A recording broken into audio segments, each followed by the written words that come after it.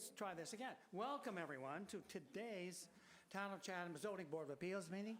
The date is November 4th, 2021. This meeting is being recorded and will be available shortly hereafter for scheduled and on-demand viewing on any smartphone or tablet device. If anyone else is recording the meeting, please let us know. This meeting of the ZBA is being conducted remotely in accordance with Section 20 of Chapter 20 of the Acts of 2021 and shall afford adequate alternative means of public access via Microsoft Teams by calling the phone number 1-508-945-4410, and then you have to punch in the conference ID number, which is 155-327-438, then hit the pound. Or you can join the meeting online via Microsoft Teams through the link in the posted agenda.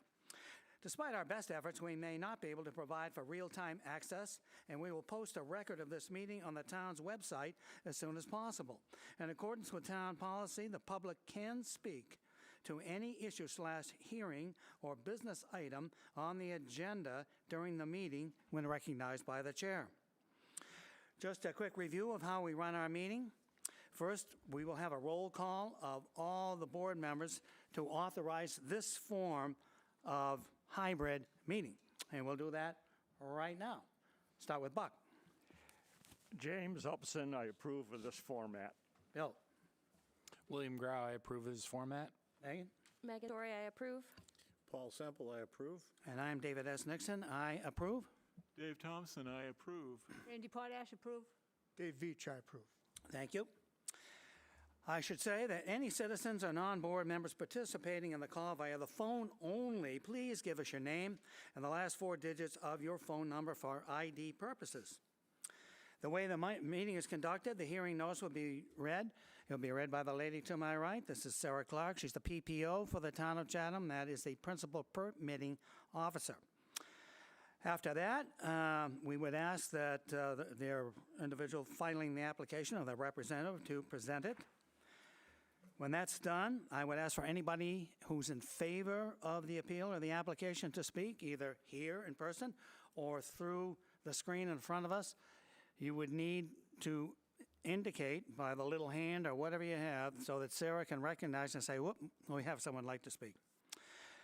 When that's done, I would read any and all letters that the board had received, whether they be in favor or against.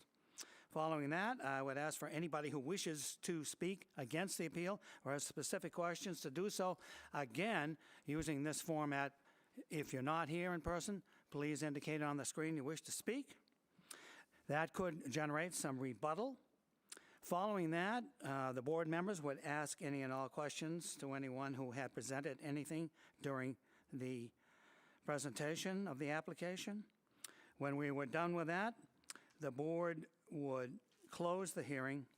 We would go into deliberation. Deliberations are only open to the members of the board unless they interject someone in the audience into the discussion. We would then vote.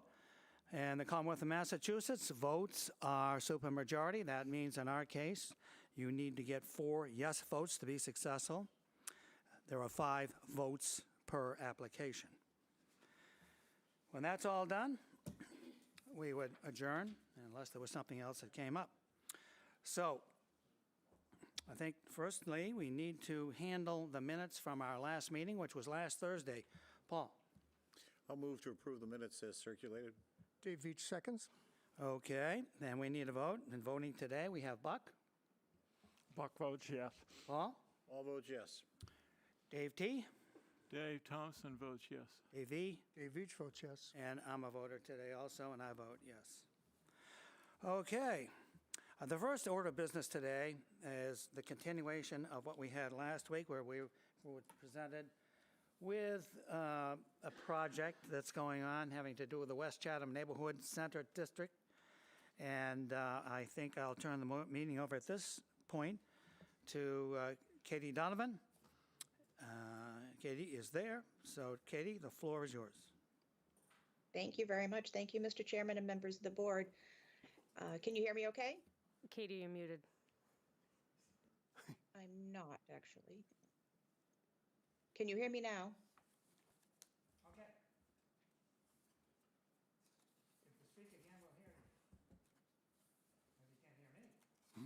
I'm unmuted. Can you hear me? Yes. Yes. Thank you. Okay, so let's start over. So good afternoon, members of the board, Mr. Chairman and members of the board. Thank you for having us back.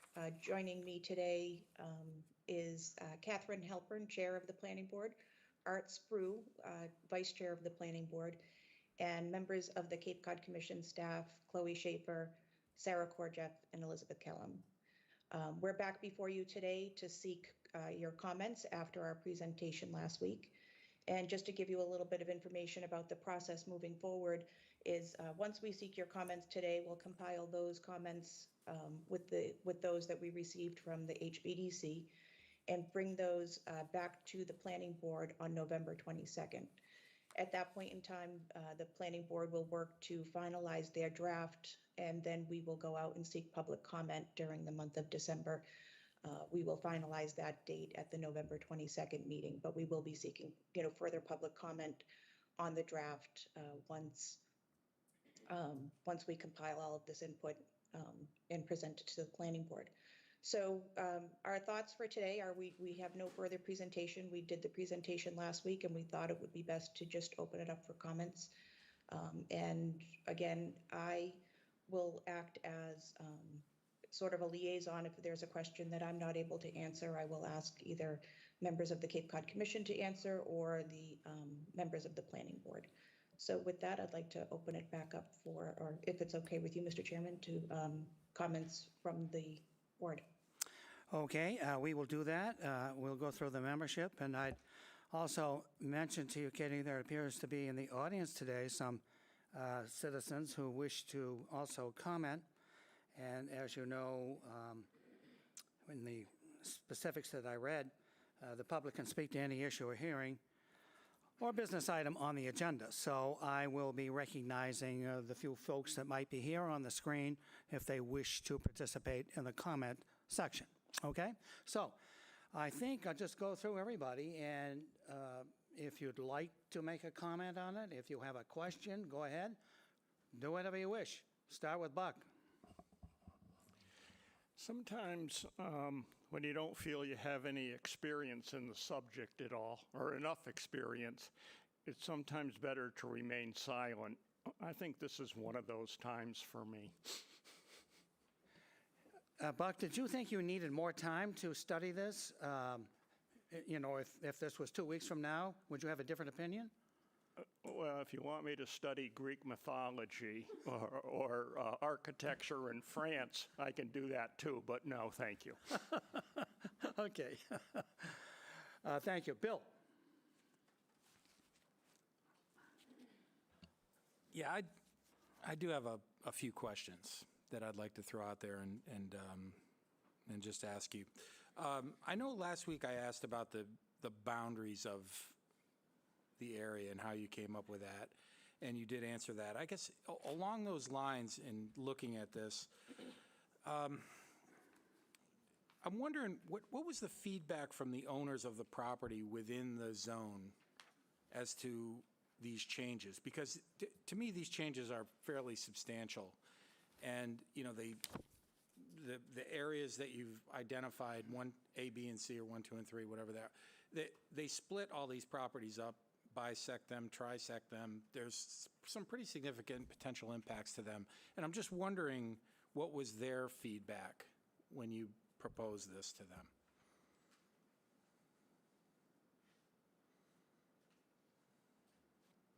Thank you. And I may ask the chair of the planning board, Catherine Halpern, to jump in as well.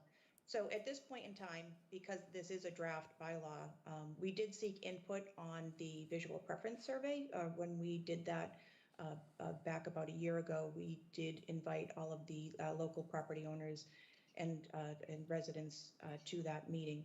And so, again, that information compiled at that point in time helped us to create this draft bylaw. We have not gone out for additional public input at this point in time, but again, we were seeking input from the boards first to then come up with a draft to seek further public input. I know that and I will turn it over to the chair in just a moment, as she has been quite involved in the the changes and the Route 28 visioning study for quite some time. So I'll ask Captain Halpern to further Yes. answer questions. Thank you, Katie. This is Catherine. So I'll just affirm what Katie has said. This particular version of the draft bylaw, again, our plan is to bring it to the boards first and then to bring it out to the community. So specifically for this version, we have not gotten responses yet. That being said, as I mentioned last week, there's been in the past, significant interaction with the property owners in West Chatham, with the residents of West Chatham, and with the whole community of Chatham regarding the plans to rezone the West Chatham Neighborhood Center. And in general, what is in the draft is based on that input that we've received from the community in the past, with a few changes that the planning board made knowingly. One of those changes, just so you know, is that we are allowing multifamily housing. Initially, that was not so favored by the community and by the residents of West Chatham. However, in the interim period, it's become abundantly clear that there's a very serious housing crisis on Cape Cod and in Chatham.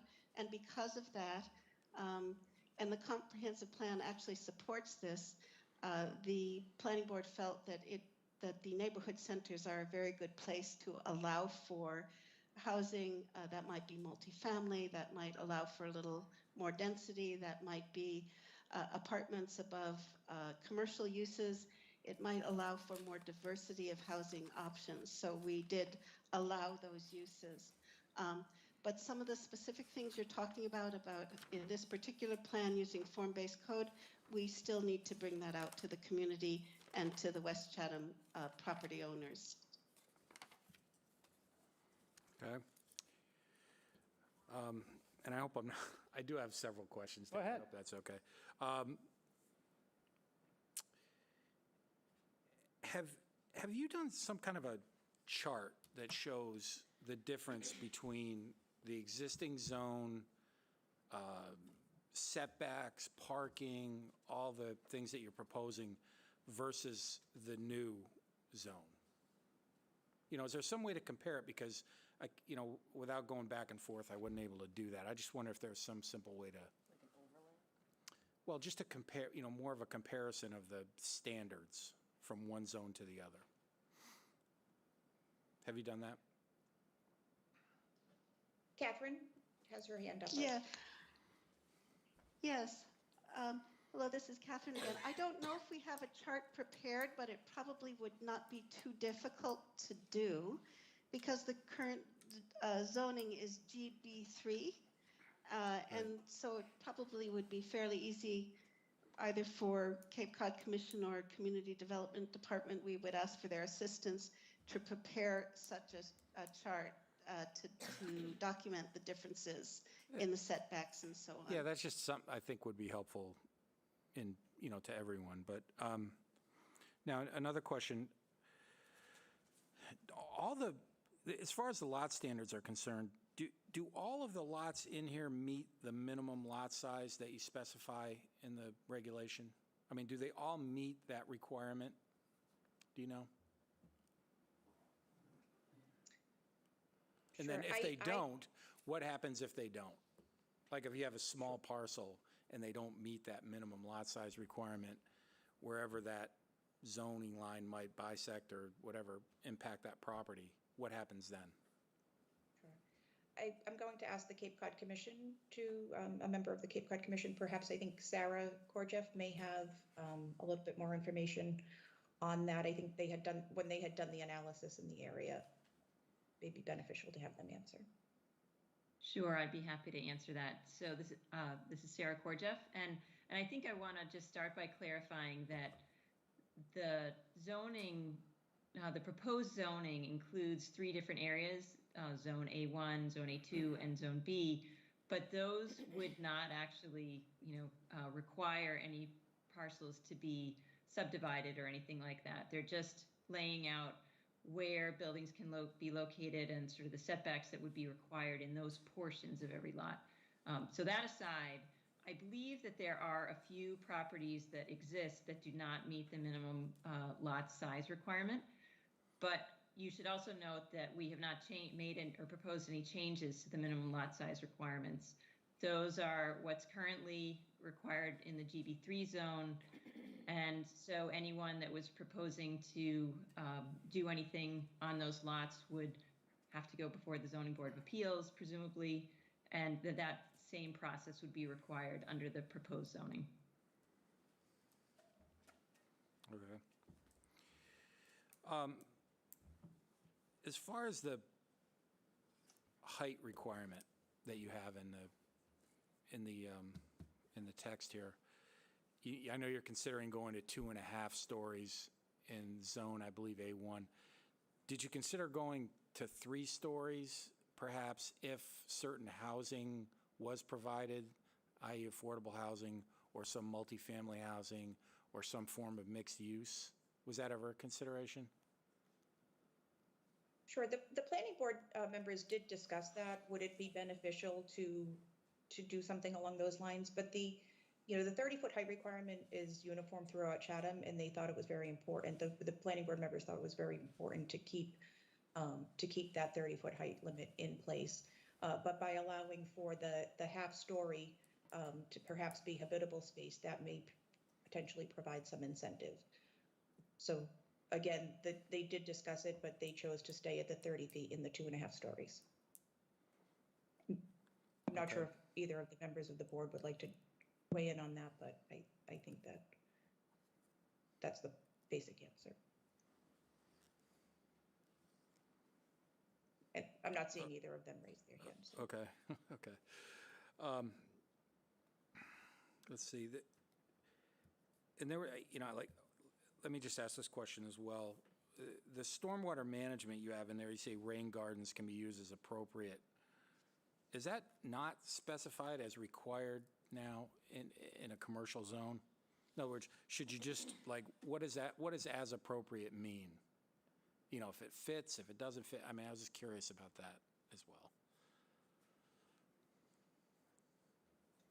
So the site plan review criteria would basically specify that the drainage on site needs to be dealt with, and so we would look to provide some sort of low impact development options for that, I believe. And again, if the Cape Cod Commission wants to weigh in at all, but the just in keeping with the site plan review criteria, looking to again, create opportunities for low impact development in ways to deal with that. So it's not specific for that in the site plan review criteria, but it is something that we're seeing more and more. Okay. And Mr. Sprue, Art Sprue, the vice chair of the planning board, has his hand raised. Thank you, Katie. Just to help a little bit associated with the stormwater management, it has not been a normal process for us to take credit for that when somebody comes forward with a site plan design. So rain gardens could be used, and we should be taking credit for that. So that's something that certainly we would encourage with applicants who come forward with us.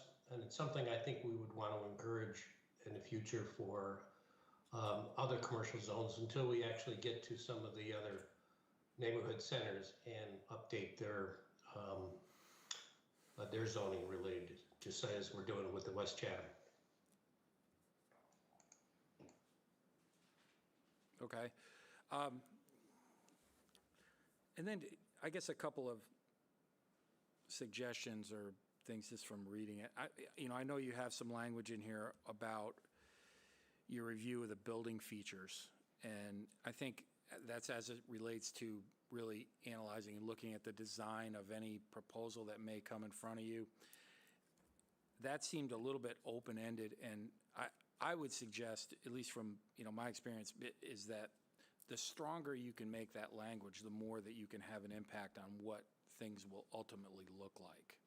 So that's something that I would look at, that language, just maybe to strengthen it a bit.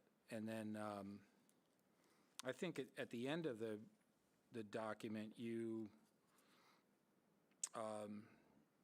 want to, the planning board seemed to want some feedback on encouraging other housing and some suggestions as to how to address that. And again, I would look at the height maybe as an option, mixed use, and have some flexibility in how you implement these zones, even looking at possibly the density if we really want to try to encourage some other housing options in this area.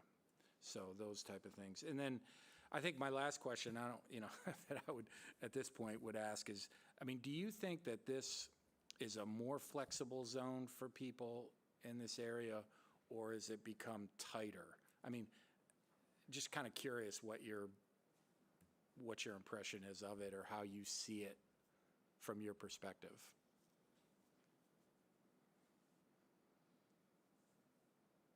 Specifically to me, or would you like to hear from the planning board? I think that may be more appropriate as it's their Anyone who was proposal. involved in drafting it or putting it together, I don't mind it. Sure. I'd like, if Catherine would like to speak on that, as I said, as it's the board's proposed bylaw, I think it's. It's more like, what appropriate. was your goal?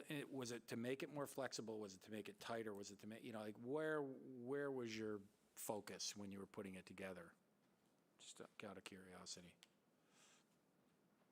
Catherine, are you able to? Yes, hi, this is Catherine. I have to apologize. I am at work and I was interrupted temporarily. So I'm wondering, would you be so kind as to repeat the question? And again, my apologies. Sure. I was just wondering if, do you see the new zoning proposal as more flexible, as giving it more flexibility to the owners of these properties in the area, or do you see it more restrictive? What was your goal in establishing and developing the new zoning regulations here proposed? Okay, that's a great question. I don't know if I would put it into the terms of being either more restrictive or more flexible. I think the main goal at the outset, which again, this has been a long process, started in 2013 and has been continuing since then. The main goal was the implementation of the comprehensive plan and what the Chatham Comprehensive Plan outlines for all the neighborhood centers, including West Chatham. So that was the first goal. And I think that was the first goal. And at that time, again, as I've mentioned, there was a lot of community outreach and also interaction with the residents of West Chatham, because as I mentioned, the comprehensive plan does ask that the boundaries as well as the details of the zoning for each neighborhood center be based on the preferences of the residents. So those two steps, implementing the comprehensive plan and implementing basically the wishes of the community, I think this next iteration that we're working with now, which integrates the use of form-based code, the planning board again did quite a bit of research about form-based code before we made the decision to integrate that into the rezoning of West Chatham.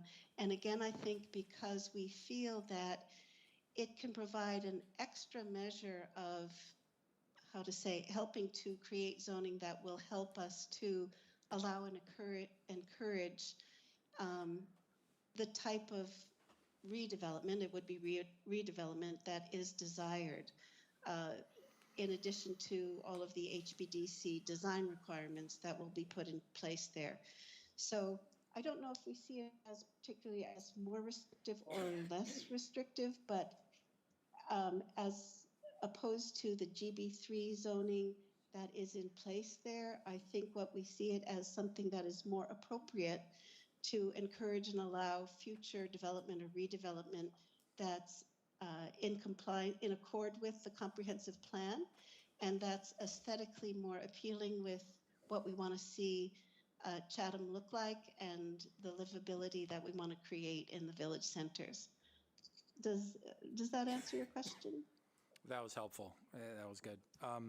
Then Okay. along those lines, and the Good. last thing I would say here is that, I mean, I understand what, the question I asked last week.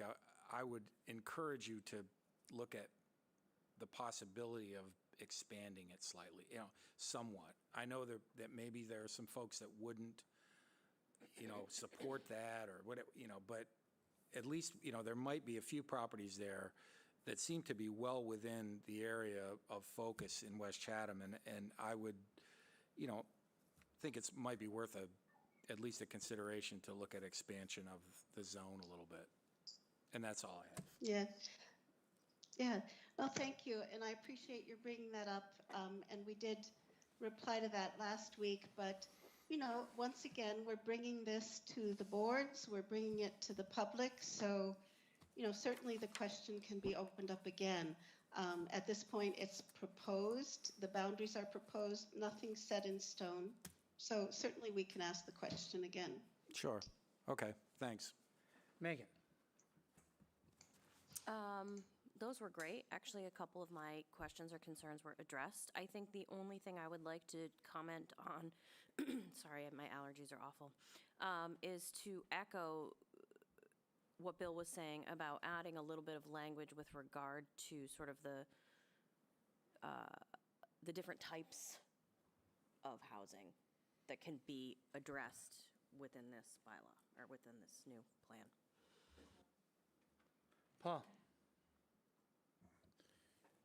Well, first, I guess I'd like to compliment you on the fact that you've come up with a draft that's as extensive as this is and has a number of proposals in it that make some sense. Certainly, the look of the neighborhood could change given setback requirements and locations and parking and so forth.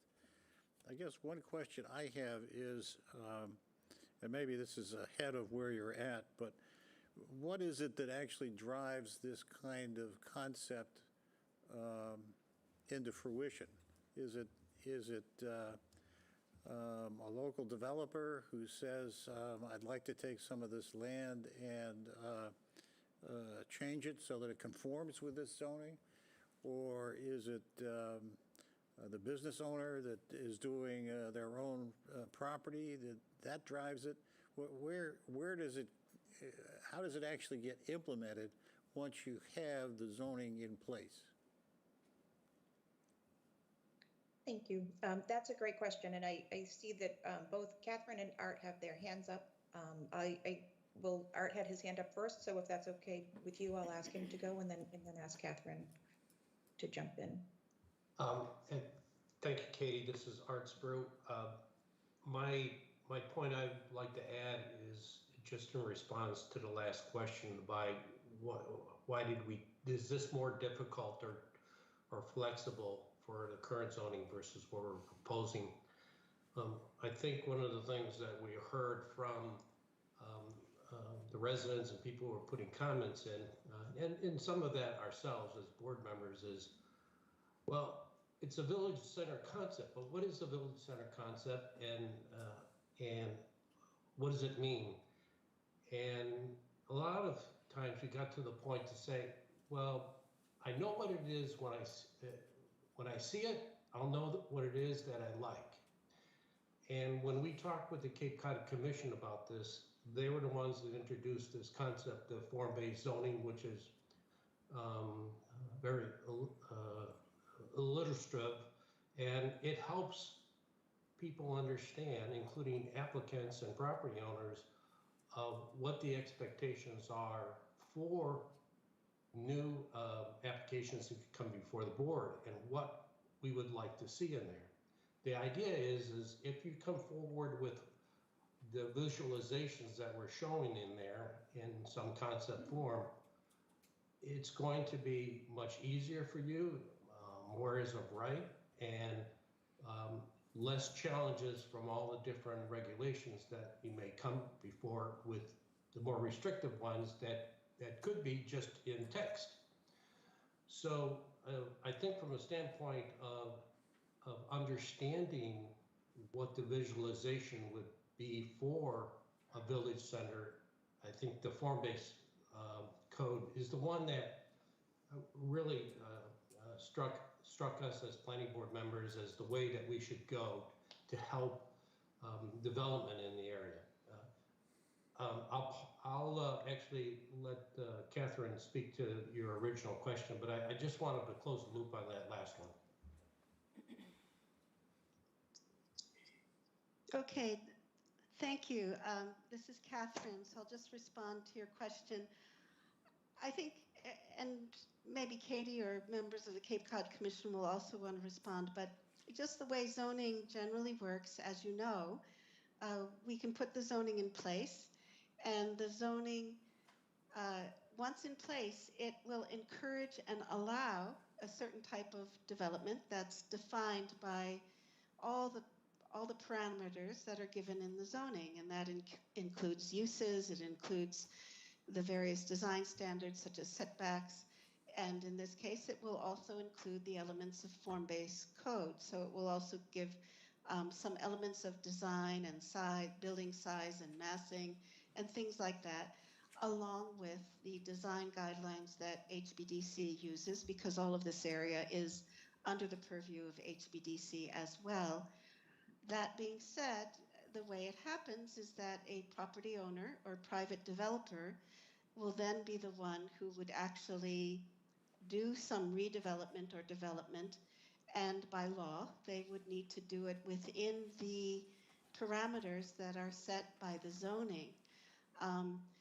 It's just a quirk of zoning that sometimes, how to put it, they may follow the letter of the law, and they may produce things that are not, that somewhat reflect what the intention of the zoning is, but might not fully reflect. So the individual property owner or developer is actually the one who brings it to fruition, and the zoning will be in place. It is a bylaw, and by law, they need to develop a project that conforms with the zoning laws in place.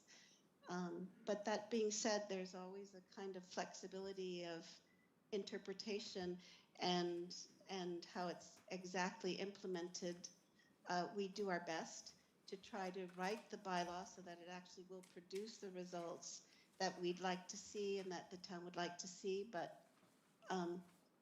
it does depend on the individual developer or property owner. Does that make sense? And Katie, if you or Cape Cod Commission would like to comment on that, I'd love to hear your views. Sure. So actually, Catherine, I think you said basically what I was going to say. It will be up to every individual property owner to bring any type of new development forward. This isn't something that we are looking to as a town to redevelop the entire area. Again, we see this as a process that will happen, or a design that will happen over time. It's not something that we expect will change in the next year or so. Again, this is, we expect that this will be, as property owners look to redevelop their properties, if they redevelop their properties, or perhaps do additions, that it will come to fruition again over time. And I see that Catherine has her hand up as well. Yeah, sorry, I just as a practical point, it just occurred to me, I mean, most of the properties there are developed, so we're talking about redevelopment. And again, most of the properties there have viable businesses, thriving viable businesses that are leasing the buildings or somehow in place. So I would predict that it would be some time before that area was redeveloped, but we would put the zoning in place for that future time. I appreciate those answers. I guess I am wondering at what point you receive input from the people who would be the drivers to actually implement plans under the zoning, such that they could say this concept, whether it's parking or setback or whatever it may be, is not something which is either economically desirable or would be used by us if we were going to go forward. It would in fact be a hindrance as opposed to a help in attempting to get to the goals that you're at. When do you get that input? So again, and I may ask the Cape Cod Commission to jump in as well, but we had sought input from all of the business owners. We had invited them to the we had the visual preference survey to give an overview about what the plans were and to get their feedback on what we were hoping to accomplish early on in the process. And so again, using that information, this is where we get to this draft format at this point in time, and then we'll certainly seek additional comment. I'm not sure if the Cape Cod Commission, if Chloe or Sarah want to jump in on that as well. But again, we did seek their input early on in the process. Hi, this is Sarah Korchev. I'll just follow up on what Katie said, that we've been hearing from property owners and developers for several years, because this project, this sort of consideration of what to do in West Chatham has been discussed for quite a long time. And I think it's fair to say that there are always people with different ideas of what's appropriate development for that area, but it seems that the town as a whole has really sort of determined that turning West Chatham into a neighborhood center, which is pedestrian friendly and more focused on the streetscape with slower automobile travel through the area, has really been the design that people would like. And so laying out this proposed zoning will help to achieve that in the long term. And while there may be some people who are not used to developing in that format, with the building closer to the street and the parking to the rear, it's certainly something that's becoming more and more common as towns across the Cape and villages across the state really change their zoning in order to encourage that, recognizing that it has some real economic benefits and also just benefits in terms of promoting multimodal transportation and making an area more comfortable for mixed use and the surrounding residences. Okay, thank you very much.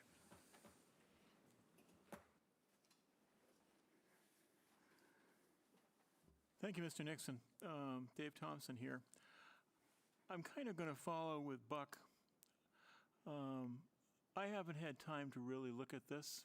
1 week was not enough with what's been going on. Personally, right now, I don't see why we're going through this.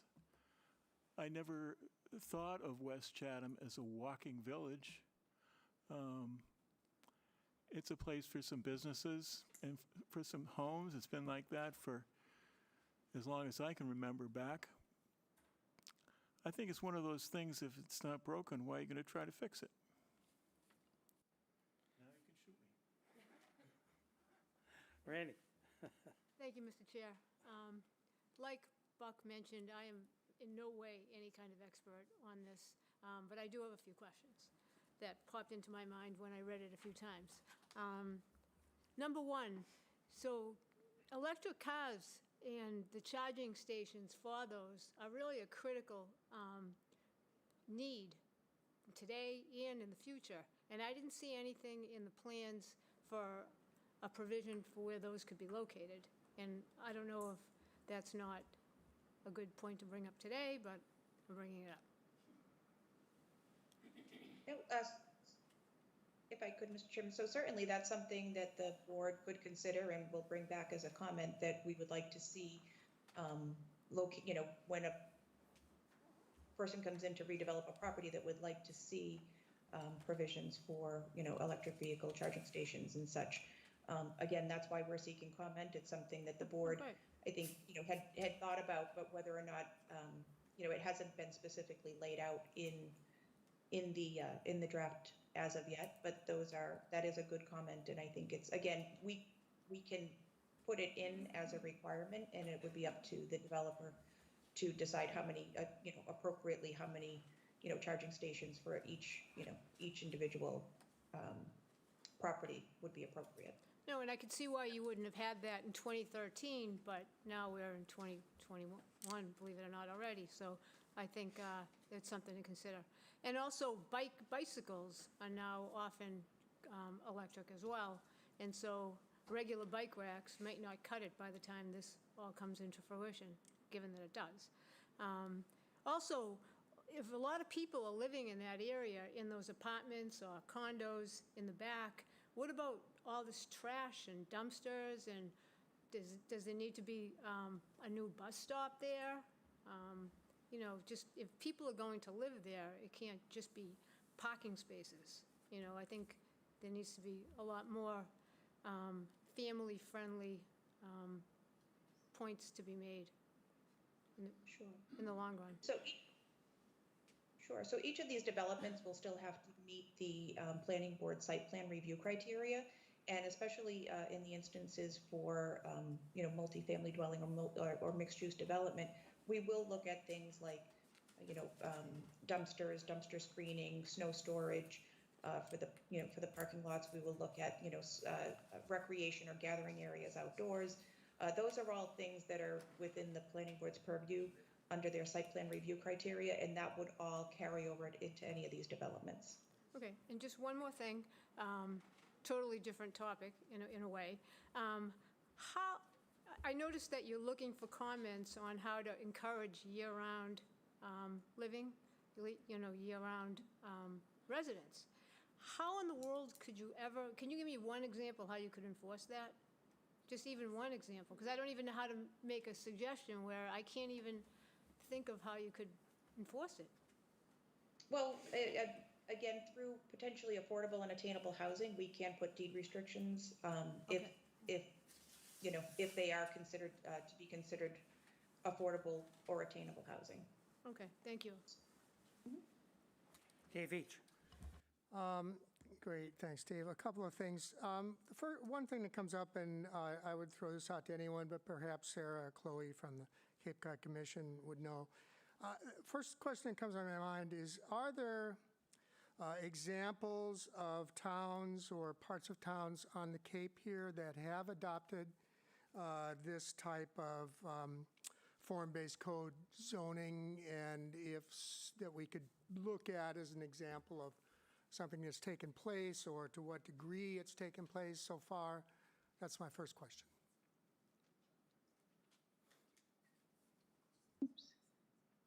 Hi, Chloe Schaefer. Happy to answer that. So this is something that a few towns on the Cape are currently looking at developing and adopting, incorporating some of those elements into their existing zoning. But in terms of kind of other examples, we've been looking a little bit beyond into other areas in New England. And I don't know, I saw Sarah briefly. I don't know if you have something to add there. I thought I'd just mention that the Falmouth business district, sort of East Falmouth area, was perhaps one of the first to on the Cape to change their zoning in what was considered sort of a commercial strip area to more of a form-based code where the buildings were required to be close to the street and parking would have to be further to the rear. And that zoning was in place for probably 5 to 10 years before they really began to see a significant change as properties began to redevelop. Okay, great. That's a good answer to that question.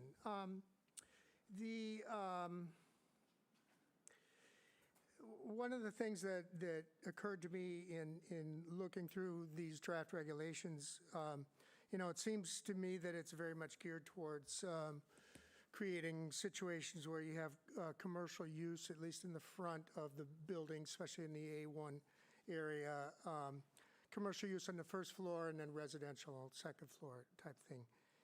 And I would think that I'd hope that part of the discussion and looking ahead would be to allow enough flexibility within that so that if there were not so much demand on a long-term basis for commercial spaces, that the special permit granting authority or the planning board or whoever would be able to have the flexibility to make exceptions to that commercial only use on the first floor of some of those buildings. So that there's enough, some flexibility. I mean, it seems to me that much of this, at least in my inexpert reading of it, is designed to again, so it's to make a village center type of thing, encouraging walking, encouraging mixed use, commercial use primarily on the first floor, things like that. In some ways, I guess you could hold up downtown Chatham as an example of of the kinds of things that are sought to be achieved in creating a village center.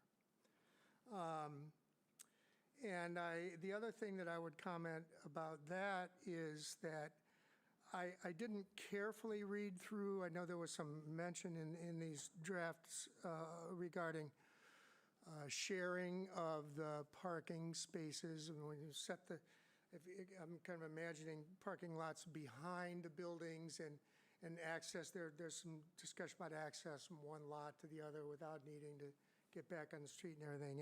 And to me, it seems that, and I don't know what the experience has been in other towns and things, it seems to me that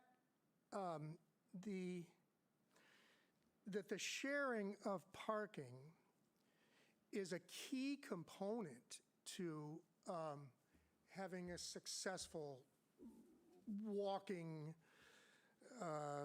business district type of situation. And I think it works in downtown Chatham, to many people's surprise, because on paper it probably doesn't, but it works because there's the on-street parking, there are municipal lots, there's a fairly large lot that's muchly private owned, but allows parking to take place not specific to the property that it serves.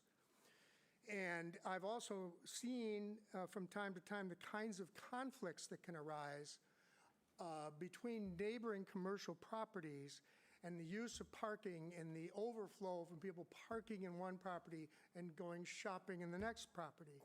And it seems to me that in order to have this work successfully, that those things need to be considered, and the ways to encourage the open sharing of parking seems to me a very critical piece of the ultimate goal here.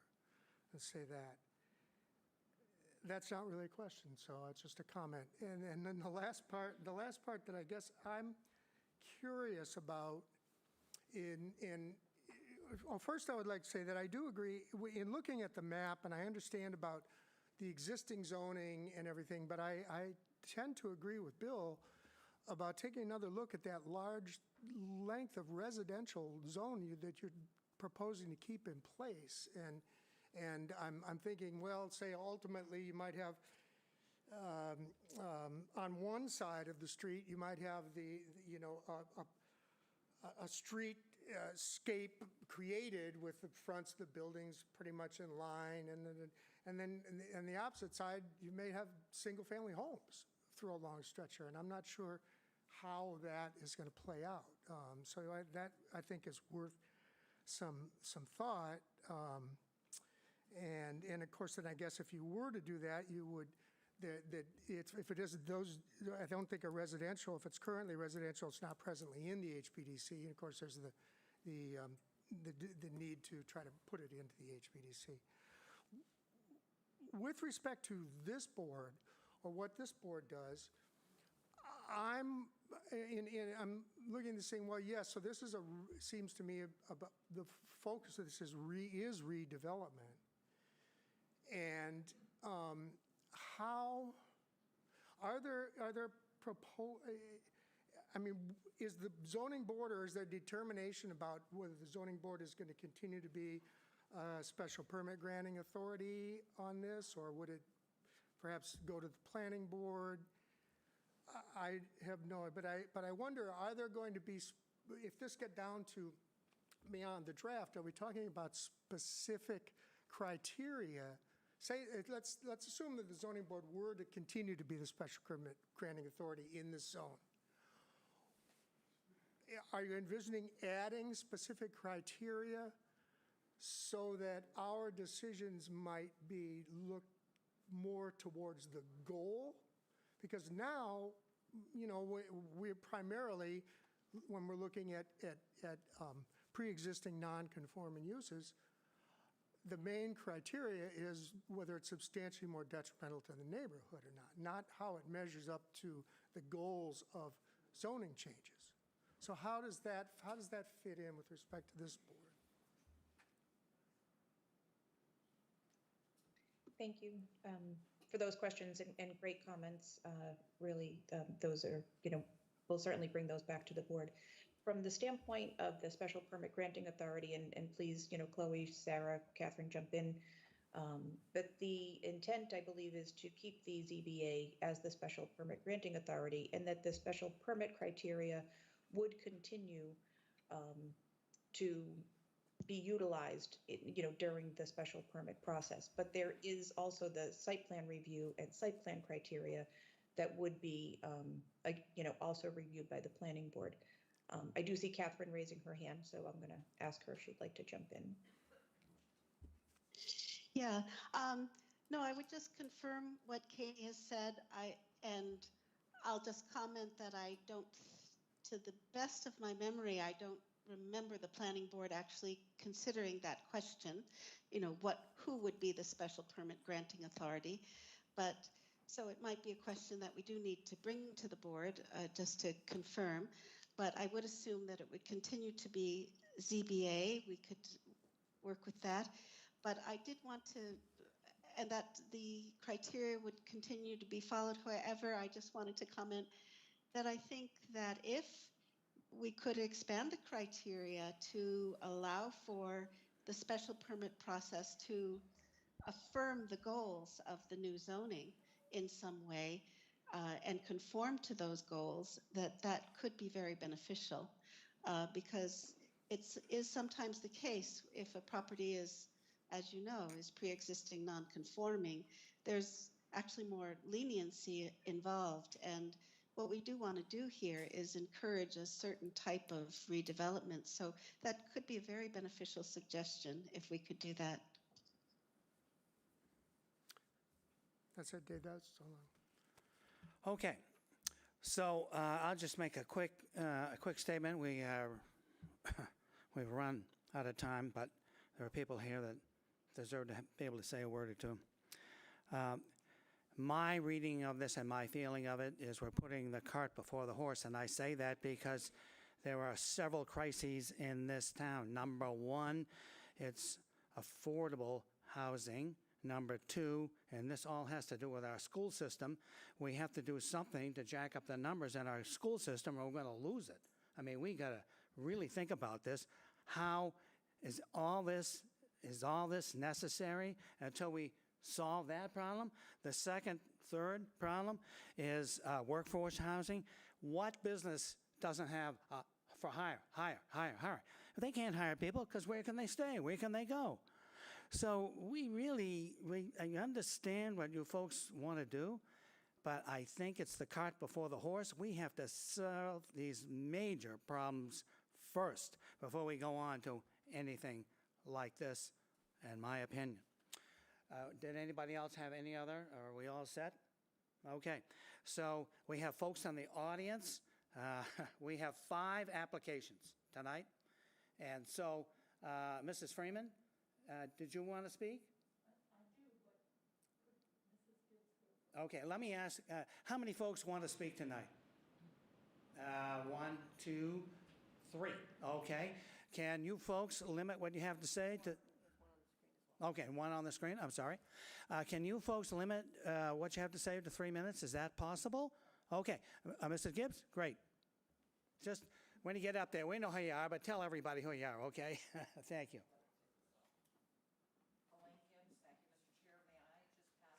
These out? Sure. Okay.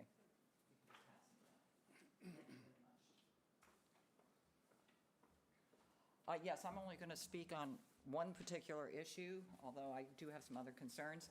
I watched last week's presentation by the Cape Cod Commission. What was not mentioned once in their presentation to you is that the airport is smack dab in the middle of the West Chatham Neighborhood Center. By way of background, on August 9th, Huntley Harrison, who's chairman of the Airport Commission, attended the planning board meeting, and Town Council Pat Costello was present as well. Mr. Harrison advised the planning board of the presence of the runway protection zone and restrictions placed on the area by the FAA in terms of development. The handout I gave you had been provided by town staff for that meeting, and you will note, I apologize for the quality, I don't have much ink, but that large trapezoid in red is the runway protection zone. And it starts about 200 feet south of the beginning of the runway and extends 1,000 feet south, which crosses over Route 28. A runway protection zone is exactly what it sounds like. The FAA has restrictions in effect that state compatible land use within the RPZ is generally restricted to such uses that do not involve congregations of people, construction of buildings, or other improvements that may be obstructions.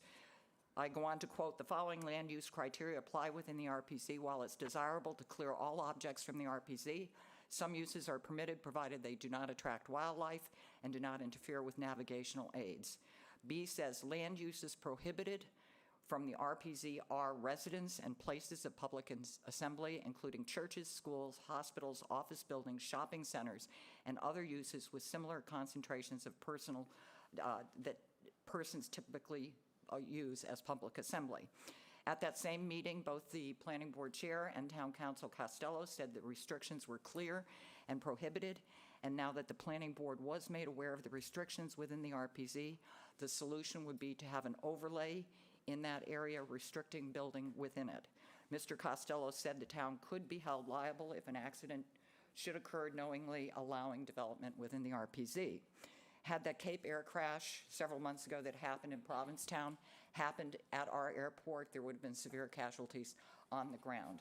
That is the reason for an RPZ. On September 23rd, the Cape Cod Commission appeared again before the Planning Board with recommended revisions, but again, no mention was made of the airport. Despite Town Council's unequivocal opinion about no building within the RPZ, the Planning Board actually took a vote on September 23rd to move forward with development of multifamily affordable housing with up to 12 family units per acre, ignoring the RPZ restrictions. Ms. Halpern did assure us that the Planning Board would revisit the RPZ in the coming weeks, but no date has been set.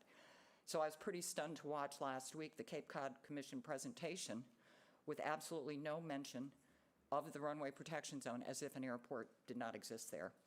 As you can see from the handout, that handout there, and you saw this before, I would have produced it, but I didn't have enough ink. A1, A2, and B all fall in this area within the runway protection zone, allowing multifamily housing. Over the years, the RPZ and the FAA restrictions have been ignored with no communication between boards. And housing and retail was permitted with boards pleading ignorance of its existence. People bought homes not knowing the risks and are living with the consequences, and I'm sure you've heard a lot of it in the press. And here we are today with the Cape Cod Commission and Planning Board actually considering increasing density with no regard for the FAA restriction and safety for the residents on the ground. And I find it particularly disturbing that it's for affordable housing families with few options. The public should feel confident town planners have provided all the boards with full information. It shouldn't be the responsibility of the public to make sure something this serious has been brought to everyone's attention. Certainly the Planning Board and Cape Cod Commission, I think, should have mentioned the airport to you.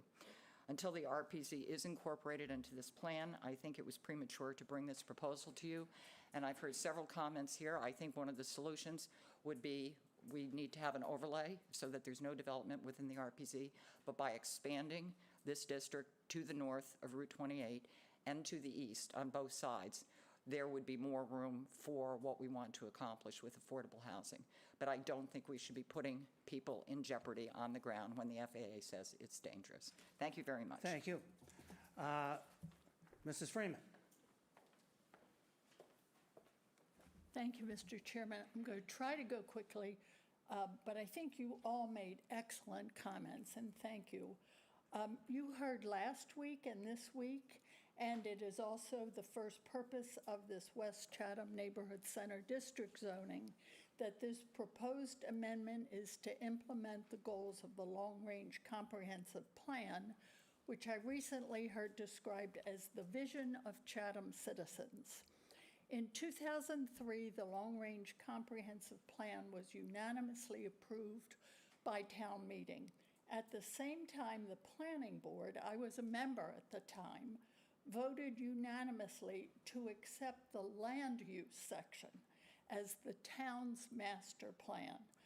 Obviously, all land use amendments should be in conformance with the town's master plan.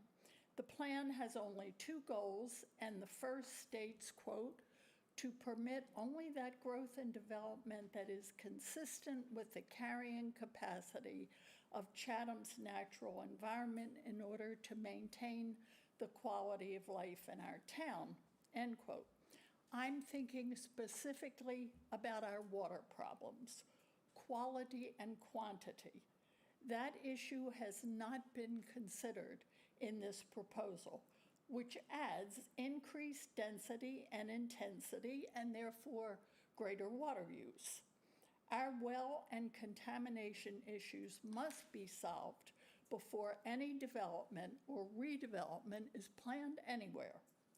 The first goal of the land use section also states that, and this is important, quote, "bylaws and regulations should be created to ensure that intensity is maintained or minimized, never maximized," end quote. That's a direct conflict.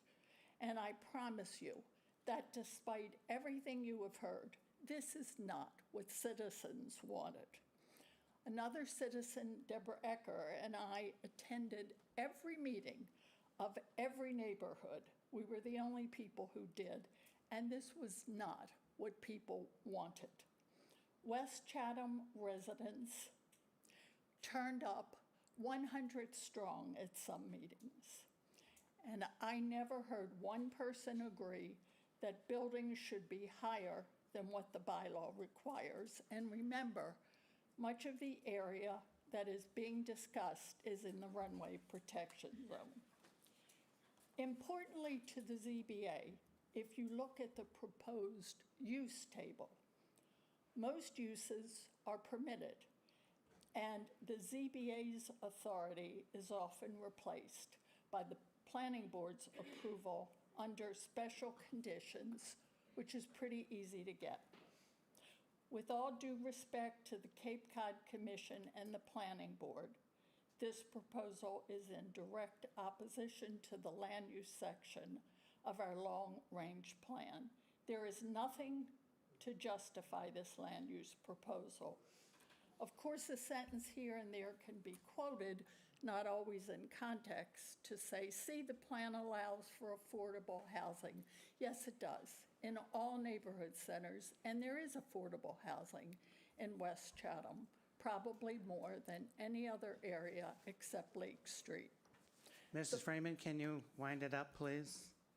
Yes. Thank you. I could go on, but I'll just say that this is not the time, nor is it the place for this proposal. What you're seeing is not in keeping with what citizens said they wanted for the town, and certainly not what West Chatham residents said again and again about their desire for their neighborhood. And then there's the water issue. The planning board isn't listening so far. They have come so far, and yet, admittedly, they haven't gone to the public yet. So thank you for giving us the opportunity to speak. There was one other lady in the audience, and there she is. I'm coming to this pretty late, and I won't take too much time. Could you tell us who you are, I'm please? sorry, Ann Timpson. Can you hear me? Yes. I applaud your mention of workforce. I think that's one of the big important things that should be focused on. CVS, all their employees except one are looking for a good place to live or have a house somewhere in another town. And Mr. Veach's concept of expanding this plan, I think you have to cover the new possible affordable housing, attainable housing land as well.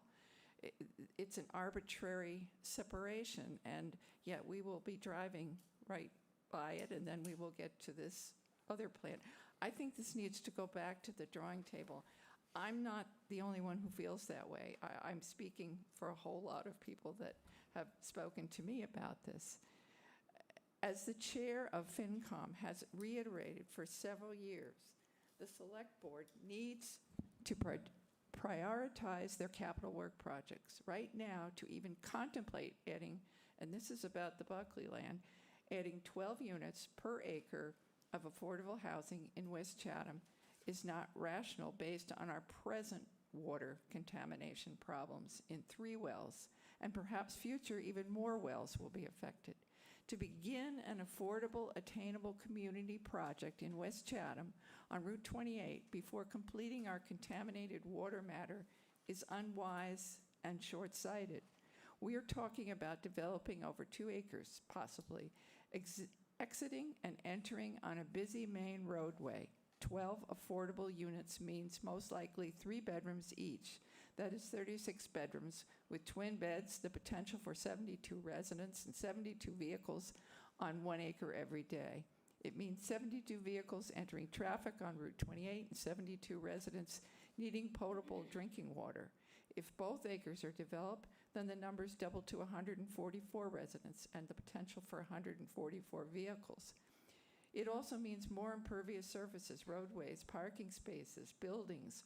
All hard surfaces translate into less freshwater, groundwater resources, as well as contaminated stormwater runoff.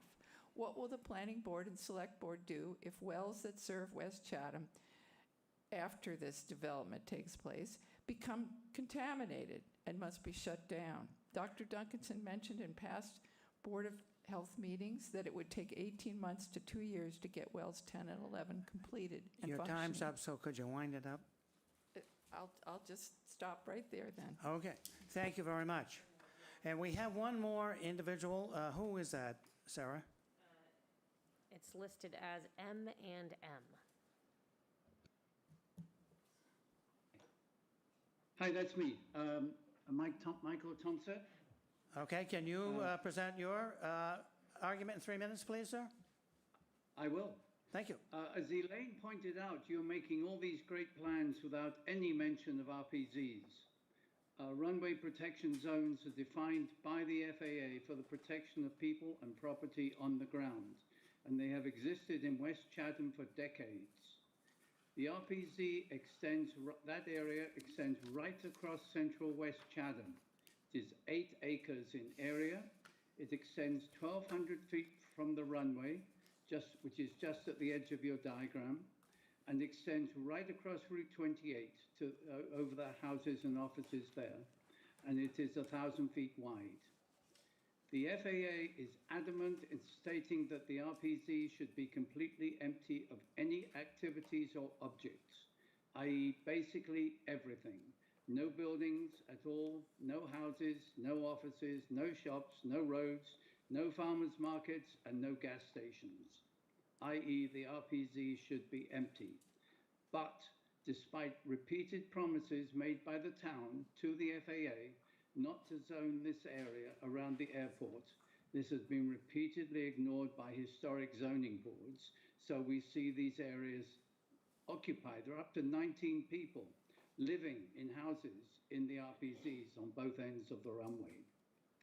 The FAA has been warning for many years about residential developments around an airport, ultimately leading to its closure. But that is not the worst. There are 2 major issues in Chatham right now. The airport is designed for aircraft with a small wingspan.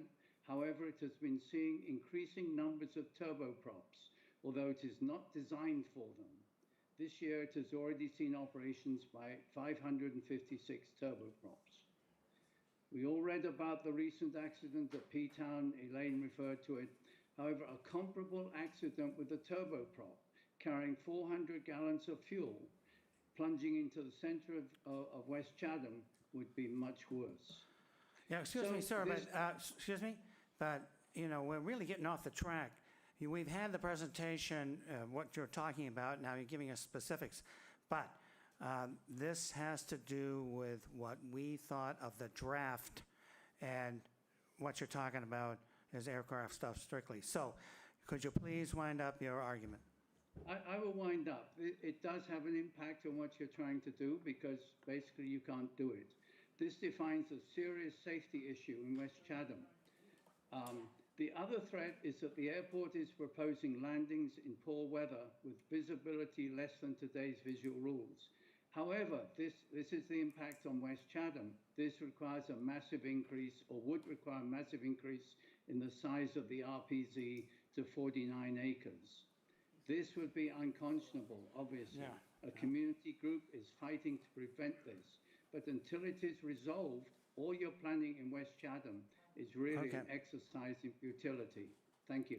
Thank you. All right, thank you all for coming today. Thank you, Katie, and all the members of the Cape Cod Commission and the planning folks. Thank you very much. Thank you, Mr. Chairman. I do see that Catherine Halpern would like to make a closing remark, if that's okay with you. That's okay with me as long as that has nothing to do with what the speakers have said. I mean, they made their All right, statements. This is not the place to have an argument with them. All right.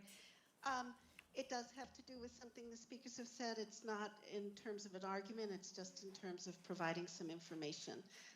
But that's all right, Mr. Chairman. We can forgo it. Okay, thank you very much. We're really running late. But again, thank you all for coming, and thank you all for participating. We need to go on. Sarah? Our first application today is 21-081. Application number 21-081, Mark and Nancy Logan, care of William F. Riley Esquire, P.O. Box 707, Chatham, Mass. 02633, owner of property located at 64 Silverleaf Avenue, also shown in the Town of Chatham's Assessor's Map 16B, Block 70, Lot 53. The applicant seeks to enlarge, extend, or change a non-conforming dwelling on a non-conforming lot via the demolition of the existing garage and the construction of additions.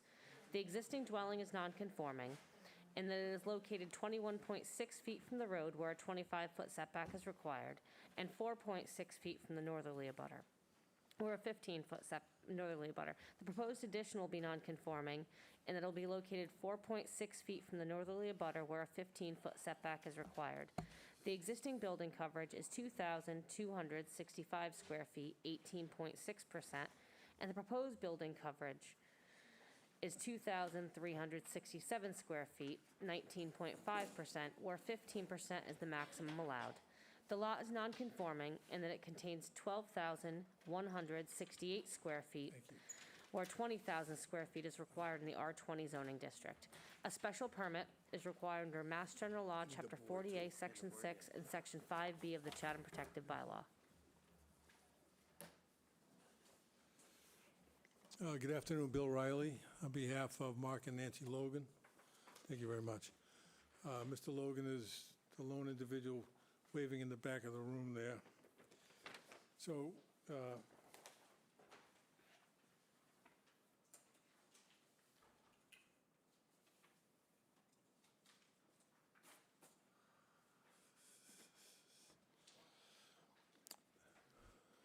oh, good. All right. So,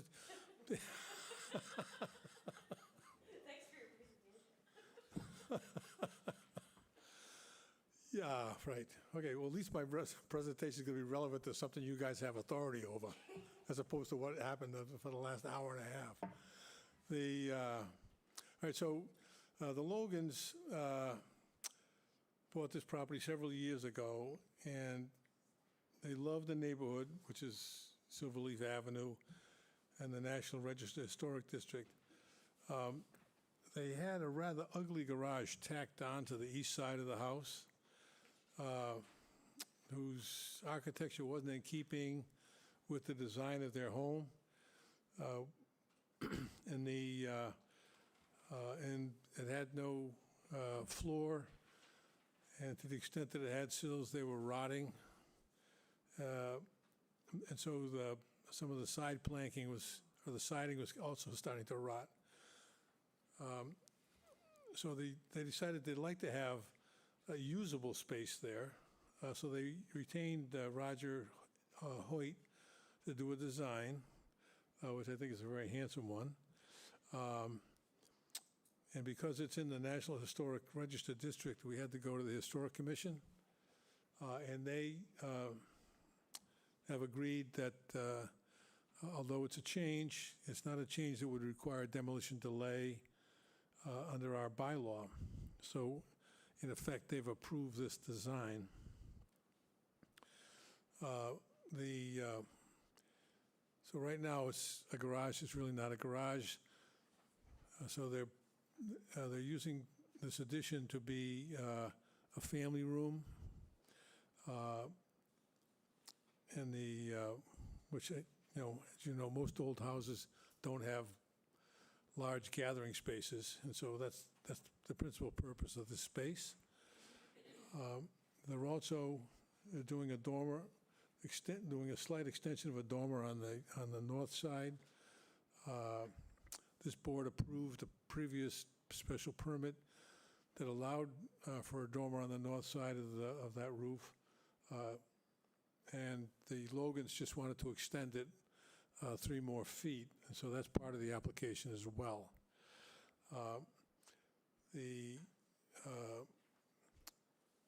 were alerted to the fact that one of the existing AC units is not currently in compliance with our zoning bylaw. The previous owner, whose name shall be unmentioned, because it happens to be William Riley, but it's not me, had 2 AC units installed, one of which does not meet the setback. Having had that brought to our attention, so the offending AC unit is going to be moved from its current location to the right, so it's going to be up against the sidewall of the building.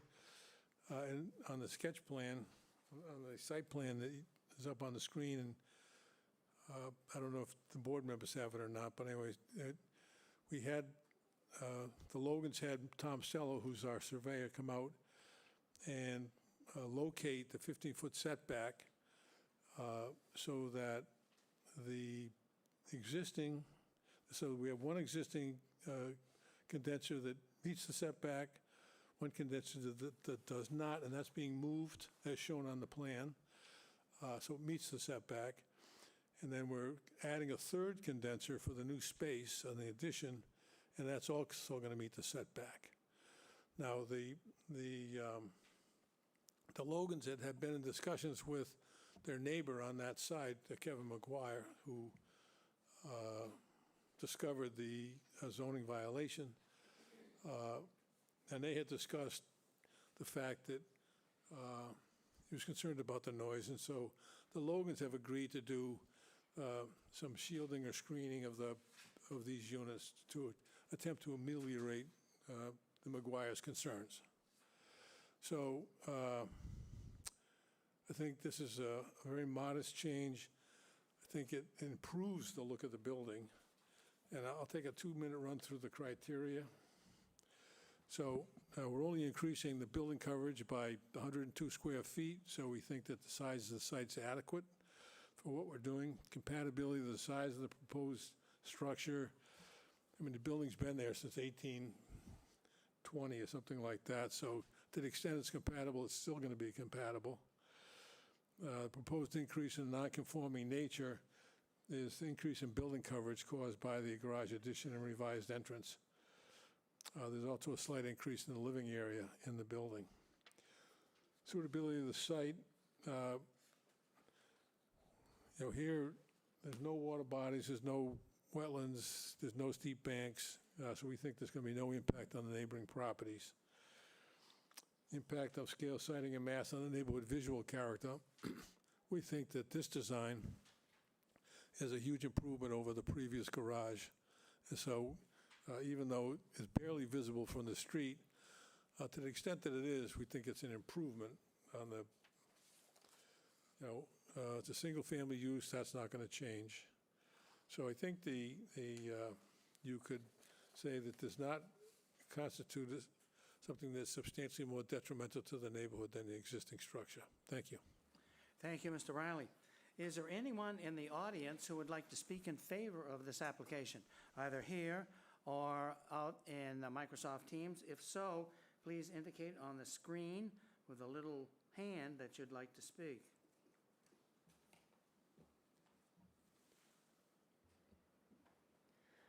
I see no one that wishes to speak in favor of this application. Okay. Oh, wait, I'll read the, hang on. Oh. We have a member of the audience that would like to speak. okay.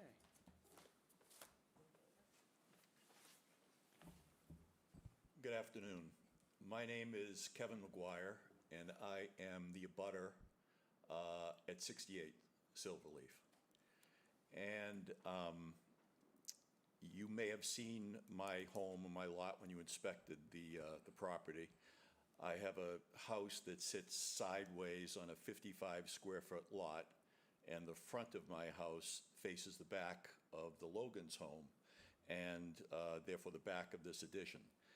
And although I would have rather seen the new addition further away from the lot line, I'm speaking to support their application, and I wish to be cooperative with them. I mean, they're new neighbors, but they're friends, and I think they're a good new residents to Chatham, and I think they're going to be good neighbors for years to come.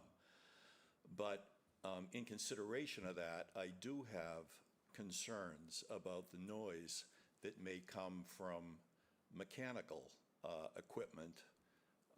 And I just saw this for the first time, the proposal to rejigger the location of some of the air conditioning units. And I would ask that that be not approved, if that's even possible, because there have been 2 air conditioning units there for the past year not installed by the Logans. I find them noisy, intrusive to my living areas and to my bedroom.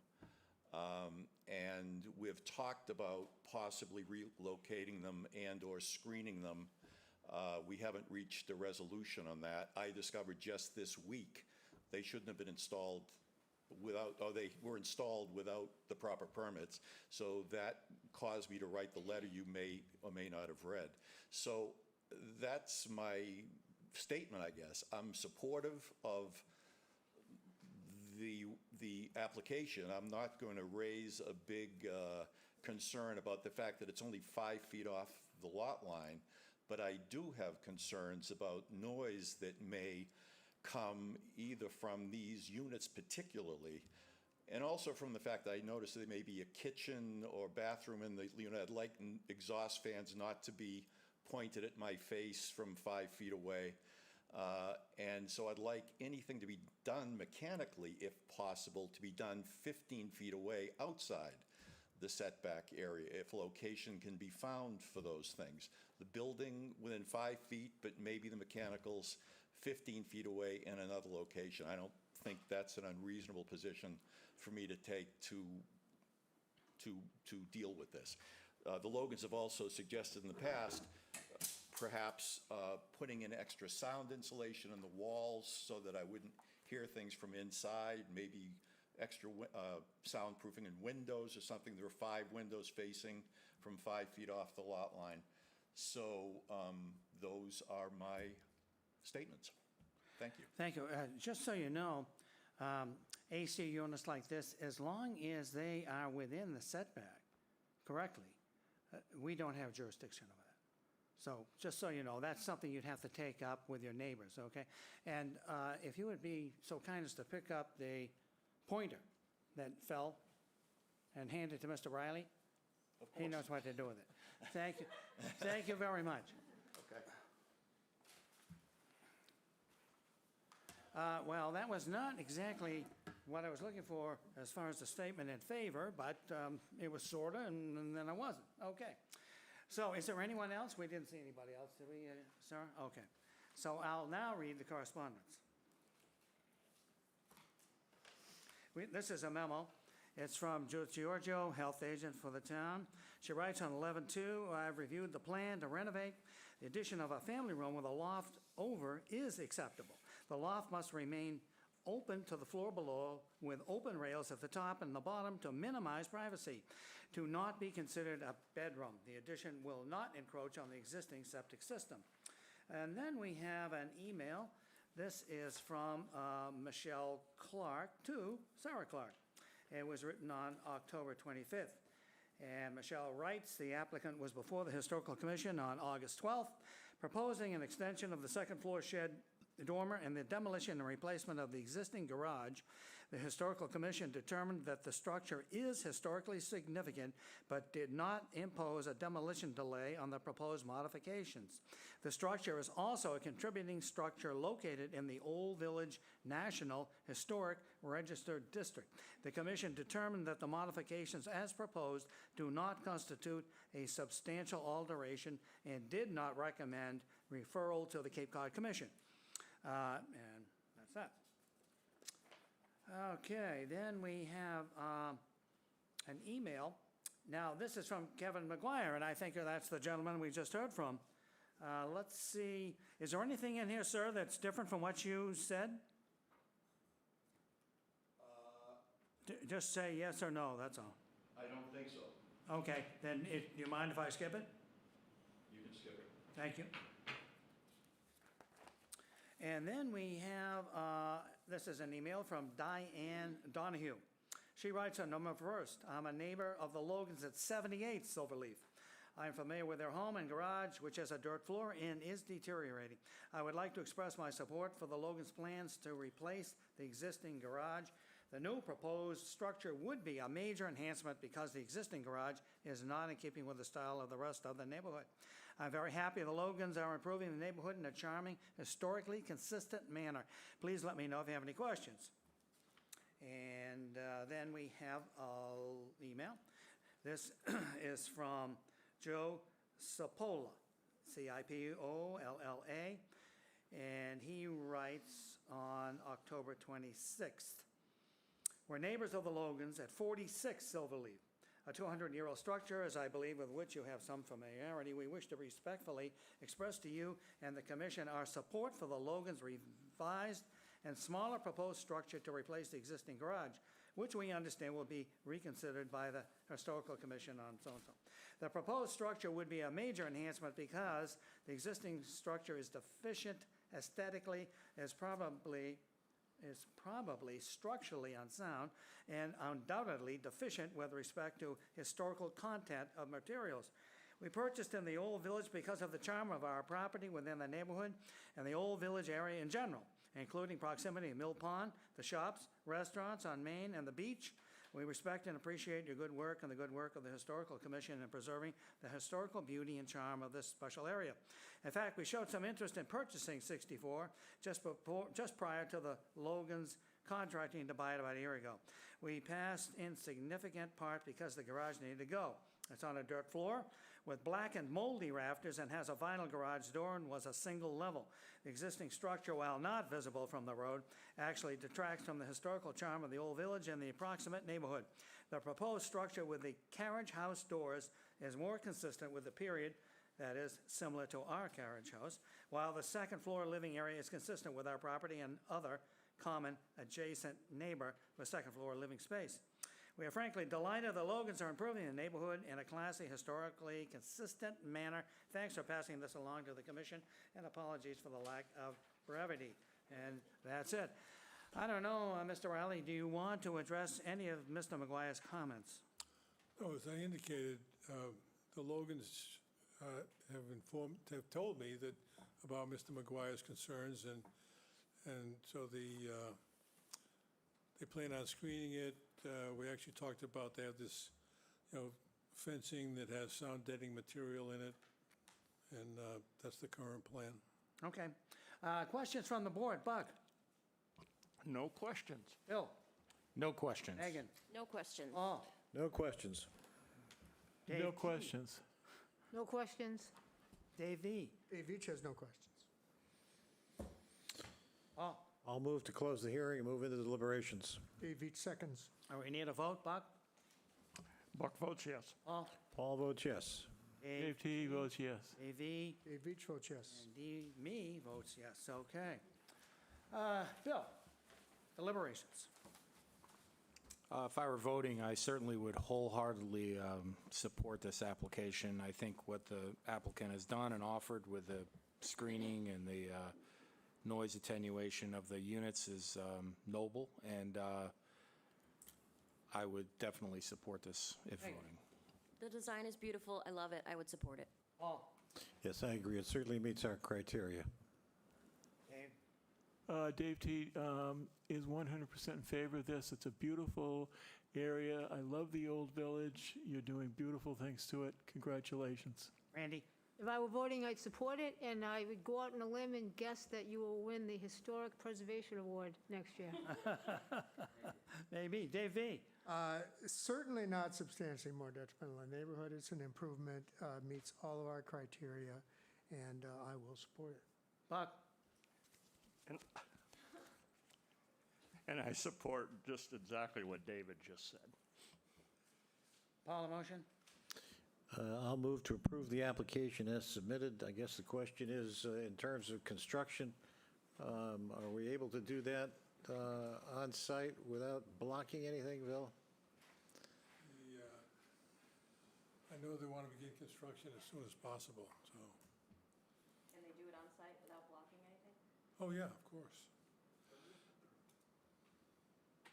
All right, well, then I'll move to approve the application as submitted. And the time frame for doing this, are we going to be dealing with a June 30th and Labor Day time frame at all?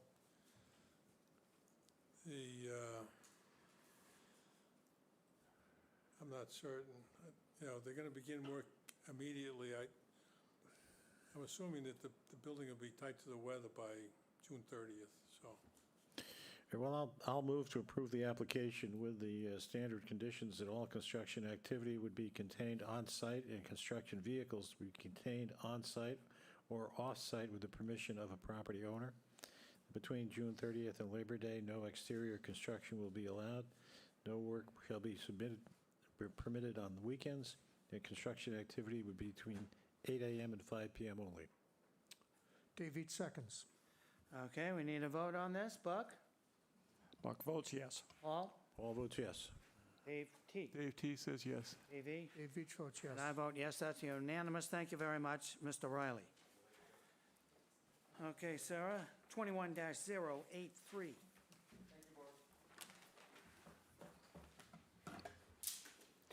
Application number 21-083, Paul R.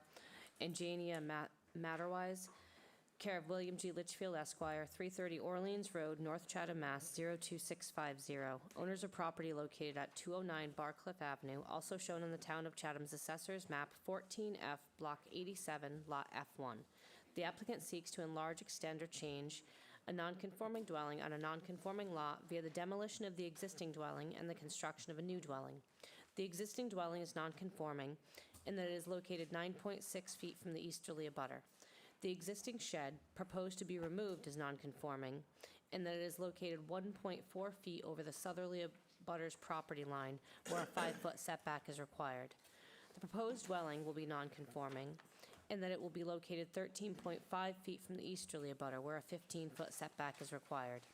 The existing building coverage is 1,561 square feet, 15.3%, and the proposed building coverage is 1,588 square feet, 15.6%, where 15% is the maximum allowed. The lot is nonconforming in that it contains 10,190 square feet, where 20,000 square feet is required in the R20 zoning district. A special permit is required under Mass General Law, Chapter 48, Section 6, and Section 5B of the Chatham Protective Bylaw. Mr. Litchfield, and may I make a suggestion, sir, that at the next town meeting, you have Mrs. Clark beside you. She's excellent at knowing when 3 minutes is up, which doesn't always happen at town meeting. And she's also good at saying, and I get it. So I think, I don't know how much you have to pay extra to go to a town meeting, Sarah, but probably it's well worth it. Anyway, glad to see you. Thank you, floor is Mr. yours. Chairman. Nice to be here. I appreciate it, and I will be relatively brief, which I'm sure you would appreciate. I represent Paul and Janie Matherwitz. Paul is one of the masked men or women in the audience. There's a temptation to say that given the fact that two of his neighbors have been here for what will soon be 2 hours, simply in his support, suggests that this is a worthwhile matter to approve. Short version, and also with us today is Paul Muldoon, their architect. I think Paul is right there, as a matter of fact, who has designed a very attractive, traditional 1 3/4 story home to replace the rather tired circa 1955 house that was built, I think, two doors down from one set of grandparents to one of the Davids on this board, if I'm not mistaken. I missed what you said, but the house next door,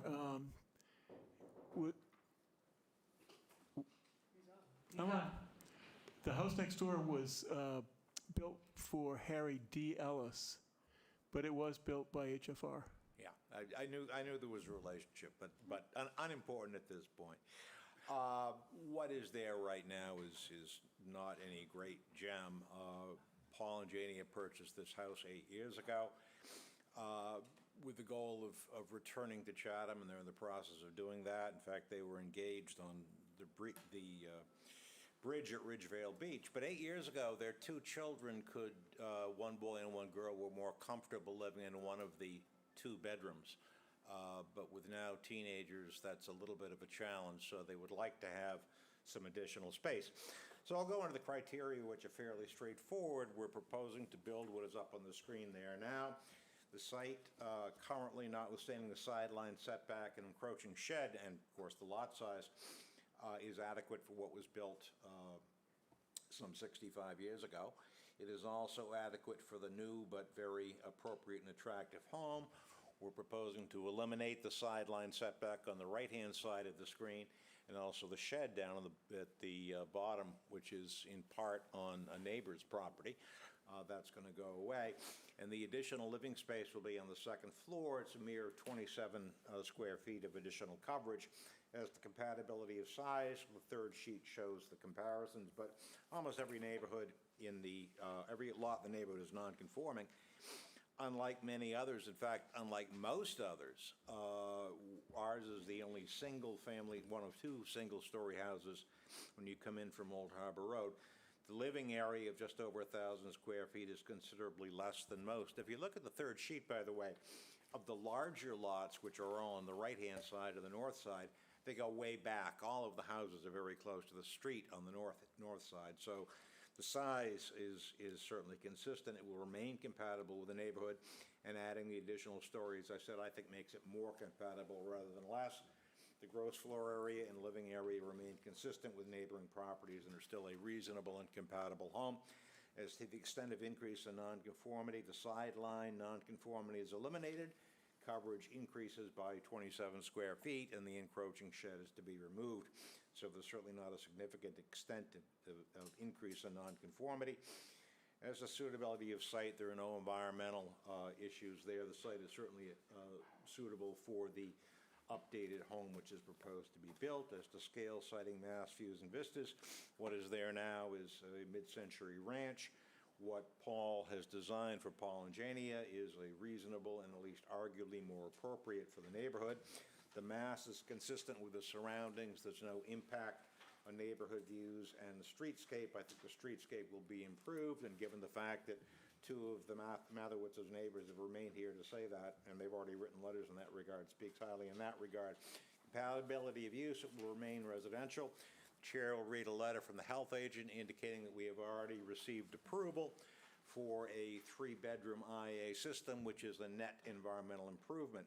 I could go on, but I know you don't want me to. The issue is whether the construction of a new family home minimally increasing coverage, one nonconformity, but eliminating another is, and still providing living space, is substantially more detrimental to the neighborhood. I think you can find that it is not.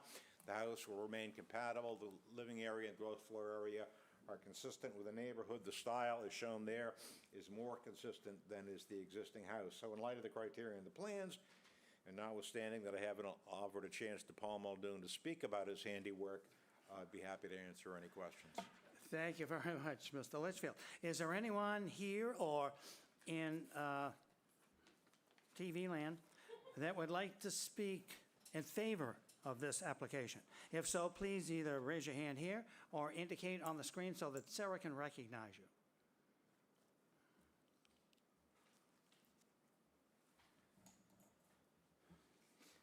I see no one that wishes to speak in favor of this application. Okay, I'll read the correspondence. This is a memo from Judith Giorgio, health agent for the town. She writes on 11/2, I reviewed the plan to demo and rebuild. The Board of Health approved the construction of a 3-bedroom property with an IA system at its August 2nd, 2021 board meeting. A 3-bedroom deed restriction and operation and maintenance agreement on the septic system will be required prior to issuance of the septic permit. Then we have a letter. This is from Gene Davino. Gene's address is 24 Bayberry Road. On October 26th, he writes, my name is Gene Davino, and I've been a neighbor for 7 years. I have seen the plans for their house rebuild, which will give the family more needed room with a growing family. I also believe the house will fit in nicely with the surrounding neighborhood. I have no objections to the project going forward and actually look forward to it. And then we have a letter. This is from Margaret Dodge, 193 Barcliff Avenue. She writes on October 29th, my name is Margaret Dodge. I'm a next-door neighbor. The folks have been kind enough to share their plans about their hopes to rebuild their house to accommodate their family. I have no objection to the building of a new house. I believe they will strive to fit their new design into the existing neighborhood. Is there anyone in the audience, either here or in Microsoft Teams, that wishes to speak either against this application or has a specific question? If so, please indicate now so that Sarah can recognize you.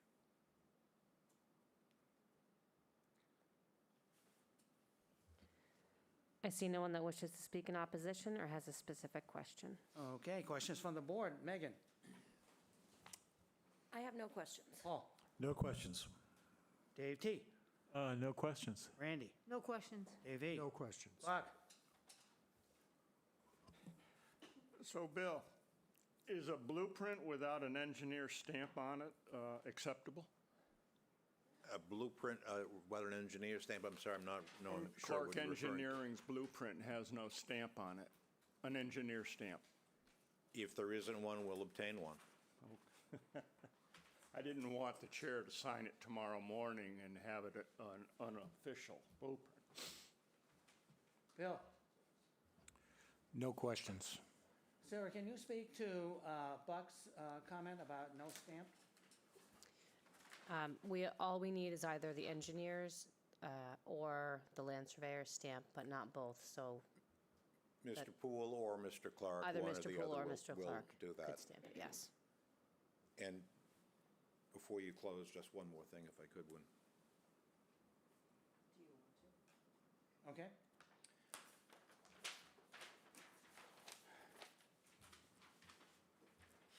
That's mine. So, Bill, did you have a question? I did not. All right. Paul?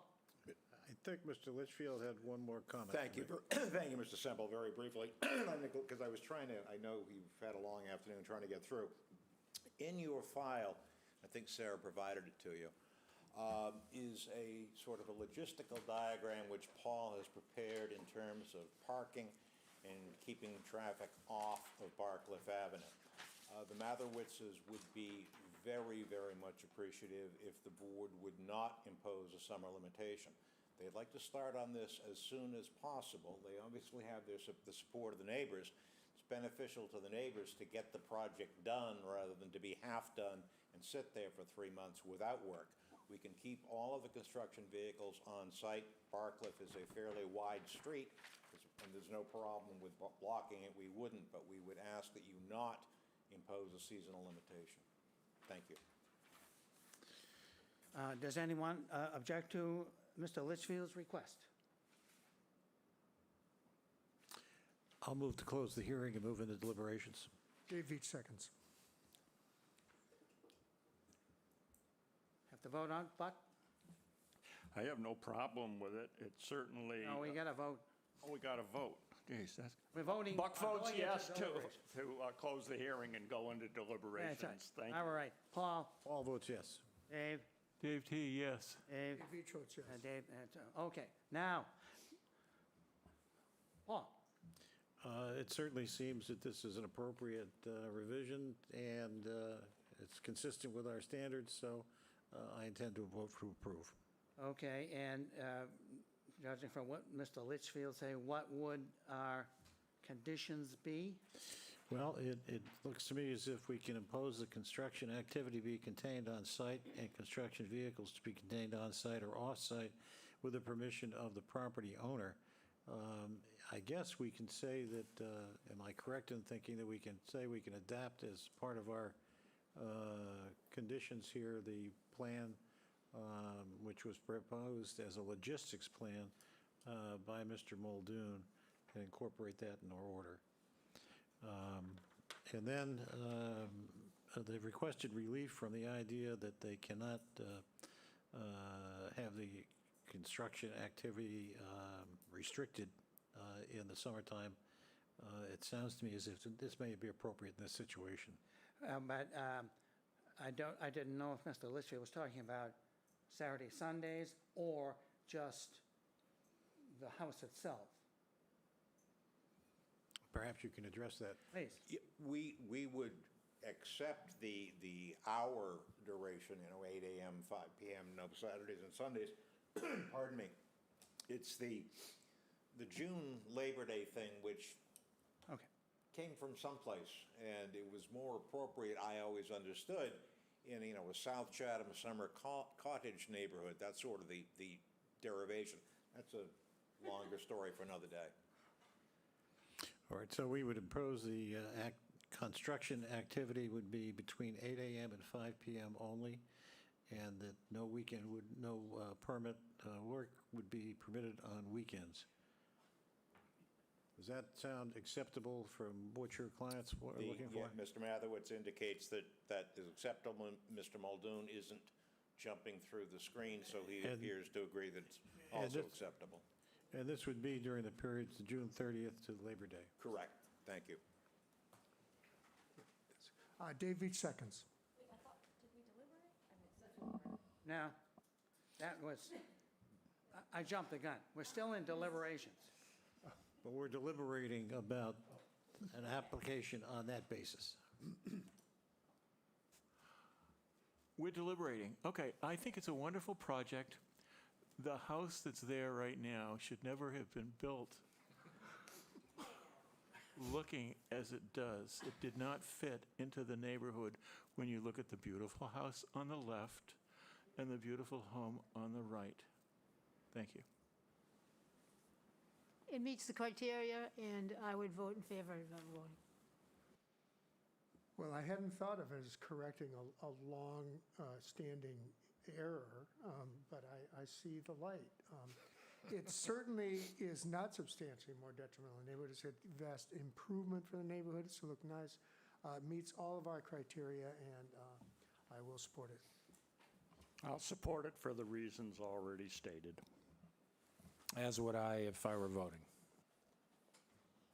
Living in a mid-century ranch with a newly minted teenager, I empathize and will support your project wholeheartedly.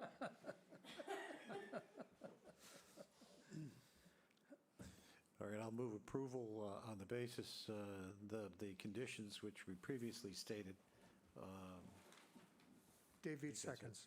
Okay, we need a vote on that, Buck? Buck votes yes. Paul? All votes yes. Dave T? Yes. Dave V? Dave Veach votes yes. I vote yes. That's a unanimous vote. Thank you very much. Thank you Mr. very much. Litchfield. So we're going to take a 5-minute break, everybody.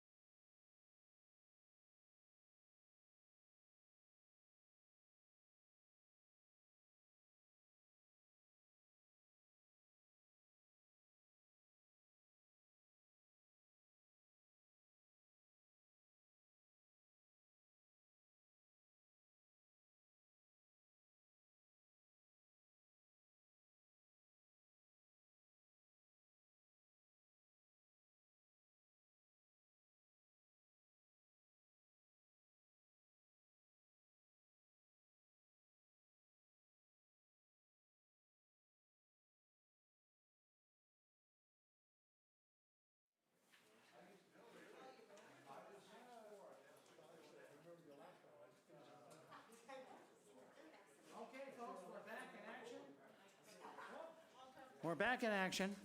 I always forget that, Sarah. I never want to put the microphone back on, but it's on now. All right, so we're on to application 21-084. Application number 21-084, James P. and Lisa M. Shanahan, care of William F. Riley Esquire, P.O. Box 707, Chatham, Mass. 02633. Owners of property located at 225 Countryside Drive, also shown on the Town of Chatham's Assessor's Map 6I, Block 19, Lot N18. The applicant seeks to enlarge, extend, or change a nonconforming dwelling on a nonconforming lot via the removal of an existing deck and garage and the construction of a new deck and additions. The existing dwelling is nonconforming and that it is located 18 feet from the Coastal Conservancy District and 34.4 feet from the road. The proposed additions will be nonconforming and that the new deck will be located 16 feet and one of the additions will be located 14 feet from the Coastal Conservancy District where a 50-foot setback is required. The proposed front entry porch will be nonconforming and that it will be located 30.2 feet from the road where a 40-foot setback is required. The existing building coverage is 1,544 square feet, 9.1%, and the proposed building coverage is 1,900 square feet, 11.2%, where 15% is the maximum allowed. The lot is nonconforming and that it contains 16,907 square feet of buildable upland, where 20,000 square feet is required, and contains 30,880 square feet of land area, where 60,000 square feet is required in the R60 zoning district. A special permit is required under Mass General Law, Chapter 40A, Section 6, and Section 5B of the Chatham Protected Bylaw. Good afternoon, Bill Riley on behalf of the Shanahan family. The Shanahans wanted to do changes to their home. They smartly retained the services of Karen Kempton, who's on the phone, and if you would call on her, she'll give her a brief report on how they got to this design.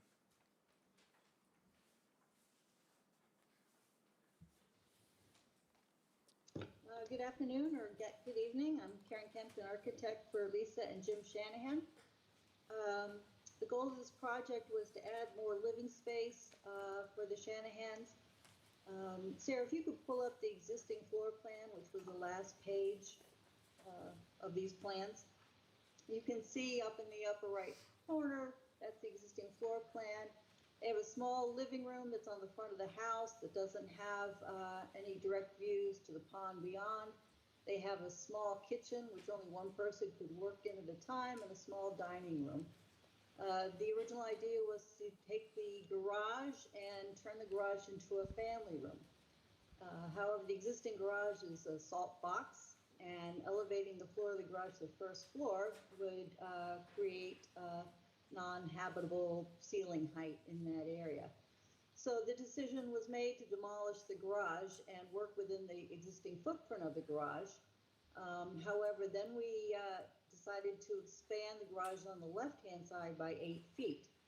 And this allowed us to get a decent secondary entrance to the house, a mudroom, laundry room, half bath, and it allowed us to extend the kitchen and the dining room. If you go back to the floor plan, there you go. So everything, you can see where I've called out 8-foot addition. So that is the extension from the existing garage, the extension of the footprint. It will be slab on grade because we are within the 20-foot setback to the septic system.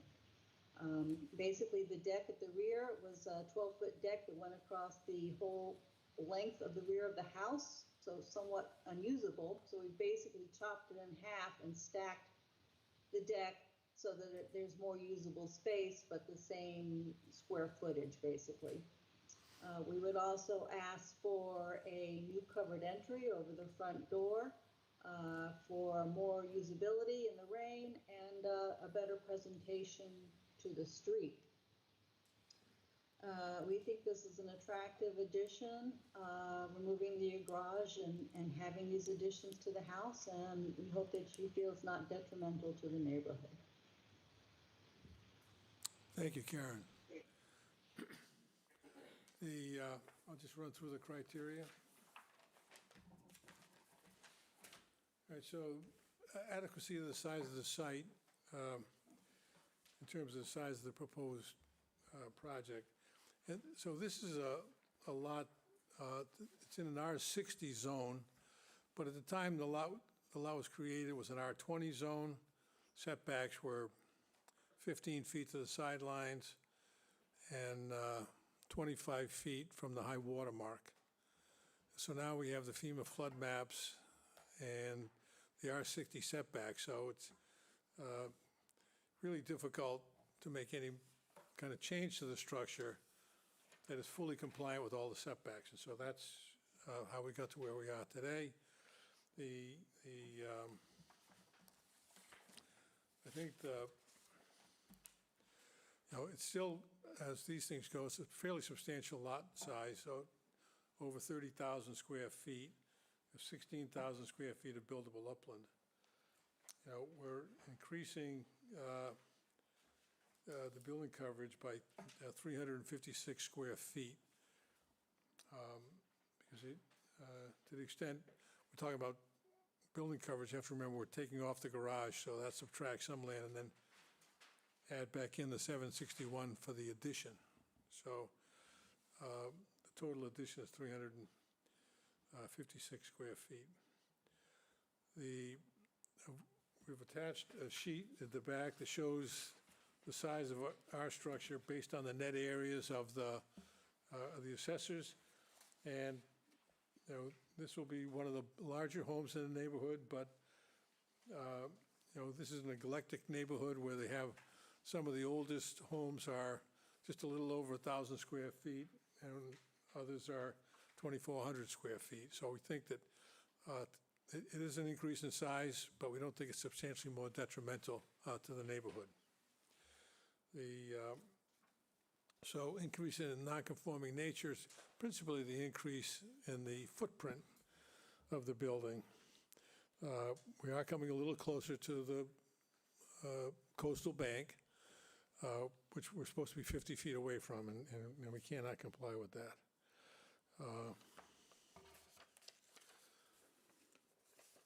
Suitability of the site, including but not limited to impact on neighboring properties, natural environment, including slopes, vegetation, wetlands, groundwater, water bodies, and stormwater runoff. I don't know how many of you went out to the site to look at the drainage problems that they've had historically on this site. And one of the benefits of this project is all those drainage problems are going to be corrected. We had our second meeting with the Conservation Commission yesterday afternoon, and Dave Clark explained in detail how he's created a drainage system that will take care of all the drainage that has been creating a problem. Also, there's apparently they've been getting some stormwater from the street into their yard, and so they're going to make a small change where the driveway meets the street so that the stormwater runoff in the street stays in the street. So the Conservation Commission wrapped up their meeting, but of course they won't actually have a work session where they can issue the order until the first meeting in December. But there should be a letter from them indicating their ability to approve the project today.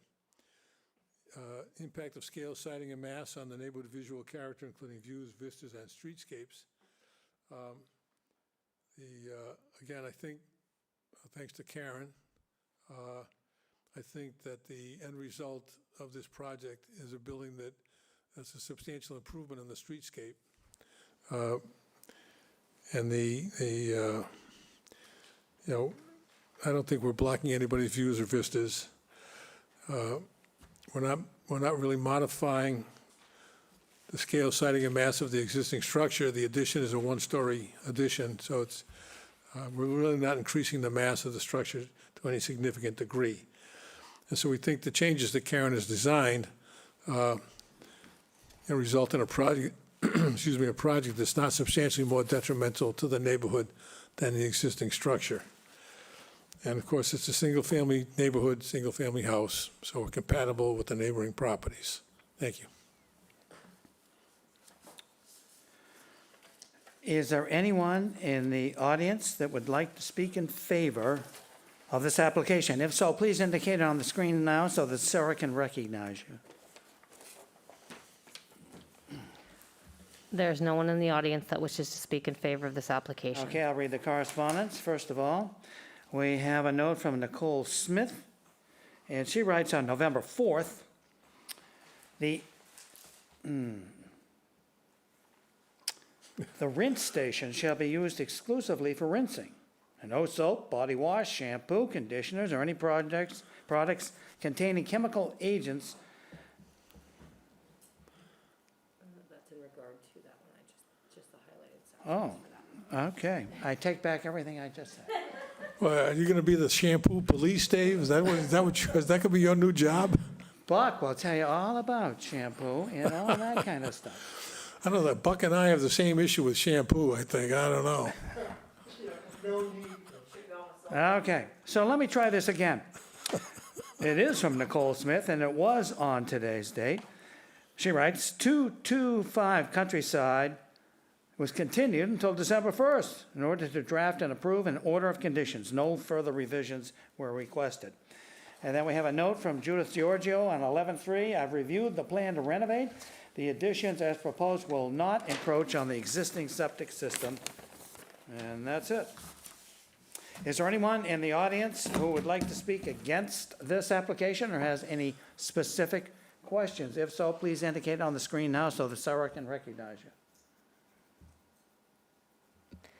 There's no one in the audience that wishes to speak in opposition or has a specific question. Okay, questions from the board. Dave T. Bill, I have no questions. I have no questions. Yeah, I have no questions. Buck. I have no questions. Bill? One quick question. I've noticed there was a stake in the ground where that pathway leads down to the steps down to the creek. Yes.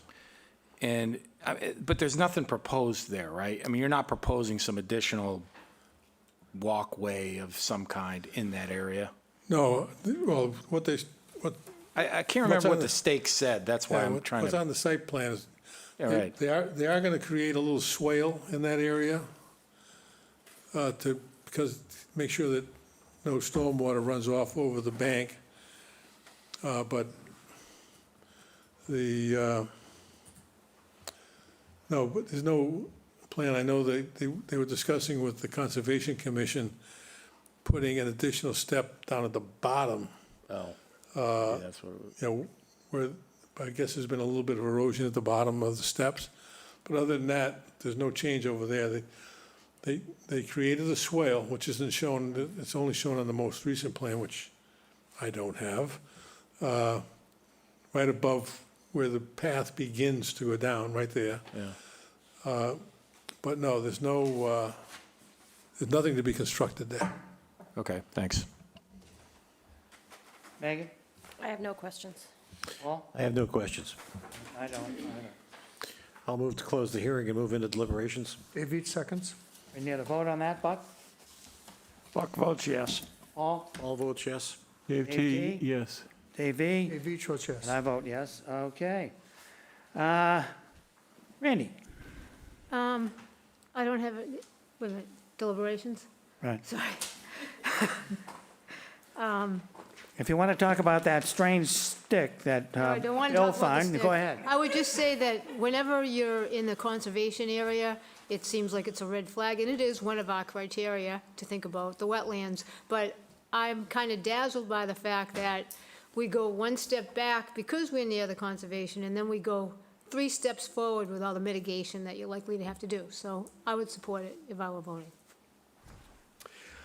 This certainly is not substantially more detrimental to the neighborhood. It's an improvement visually, and it meets all of our criteria, and I will support it. It's definitely an improvement to the neighborhood, and I'll support it. I would agree with the previous comments. I agree as well. And I agree. Dave T agrees too. Okay. I'll move to approve the application as submitted. And I guess, can we use our standard conditions on this one, Bill?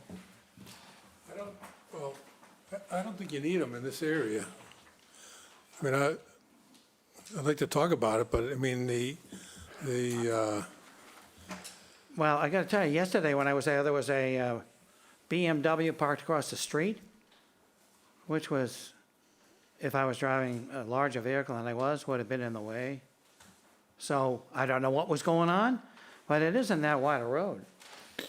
No, I agree. Actually, when I was there, which was not yesterday, there was a, I don't know, it was a BMW, but there was a car parked there, and the large driveway comes down on the Yeah. other side there. I don't know, is Karen still on the line? I would say it needs to be contained, but that. Is Karen still on the line? Yes, I don't think it's. Yeah, Karen, do you know what the Shanahan's plans are for construction? I think they'd like to begin right away. There seems to be ample space in the existing front yard for Yeah, off-street parking. So I think, I mean, we would agree that all construction vehicles have to be parked off the street. Well, do you have any objection to the restrictions between June 30th and Labor Day? Well, we don't object to the standard time constraints, 8 to 5, and no work on weekends. We would like to be able to work through the summertime, though. All right. Well, if we were to impose all construction activity to be contained on-site and construction vehicles to be contained on-site or off-site with the permission of the property owner, and between June 30th and Labor Day, no work would be permitted on weekends and construction activity would be between 8 a.m. and 5 p.m. only, would that be acceptable to your plans? Yes, that's acceptable.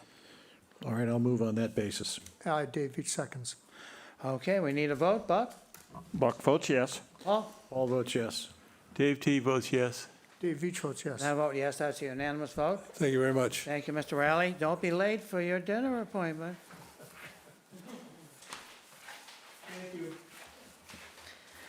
Application number 21-085, 43 Dune Drive Realty Trust, care of Paulhemus Savory de Silva, 157 Brewster Chatham Road, Harwich, Mass. 02645. Owner of property located at 43 Dune Drive, also shown in the Town of Chatham's Assessor's Map 16A, Block 8, Lot C4. The applicant seeks to expand the existing driveway within the Conservancy District by 38 square feet. The proposed driveway is allowed by special permit under Section 4A3D of the Protective Bylaw. The lot contains 33,900 square feet in the R40 zoning district.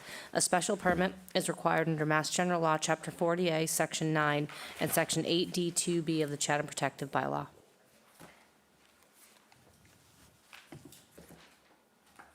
Do we Hi, have? it's Rob Calderaro with Paulhemus Savory de Silva. Who is it? Oh. Okay, floor is yours.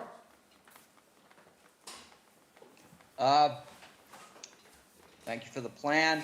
As you can see, we have a very small improvement to the driveway. It's more a design aesthetic more than anything to connect, create a more parallel and perpendicular relationship to the house with that driveway turnaround. Of that 37 extra square feet, in fact, more than half of that is actually, if you could zoom in right on that one section where the driveway is connecting the walkway, there is an existing brick walkway that's being replaced. And that light blue area, which is the new driveway, consisted more than half of existing brick driveway as well. So the overall improvements, it's almost a wash in regards to coverage. Be happy to answer any questions. Okay, thank you. Is there anyone in the audience that would like to speak in favor of this? If so, please indicate on the screen so that Sarah can recognize you. There is no one in the audience that wishes to speak in favor. Okay, I'll read the correspondence. Number one, this is from Conservation Commission. Nicole Smith writes, today, 43 Dune Drive is continued until December 1st. in order to draft and approve an order of conditions, no further revisions were requested. And then we have a note, this is from Town of Chatham Planning Board. It's written on October 26th, it's from Catherine Halperin, the chair. She writes, "The Planning Board at their October 25th meeting reviewed the ZBA request for comment pursuant to such and such for the construction and maintenance of a driveway or roadway in the Conservancy District, quote, of minimal legal and practical width where no alternative means of access from an established way is available," end of quote. So the members voting in favor of this request were Catherine Halperin, Art Spruce, Roger Griffin, Bob Dubus, Tom Geegan, and Warren Shane. Robert Wirtschafter abstained. And that's it. Is there anyone in the audience who has a specific question or wishes to speak against this appeal? If so, please indicate on the screen now so that Sarah can recognize you. There is no one in the audience that wishes to speak in opposition or has a specific question. Does any member of the board have a question? Well, I would just ask Sarah, I'm just curious, I mean, so we're dealing with the driveway at the time, but is there any proposal to elevate this building out of the floodplain? I know it doesn't come before us, but. Not at this time.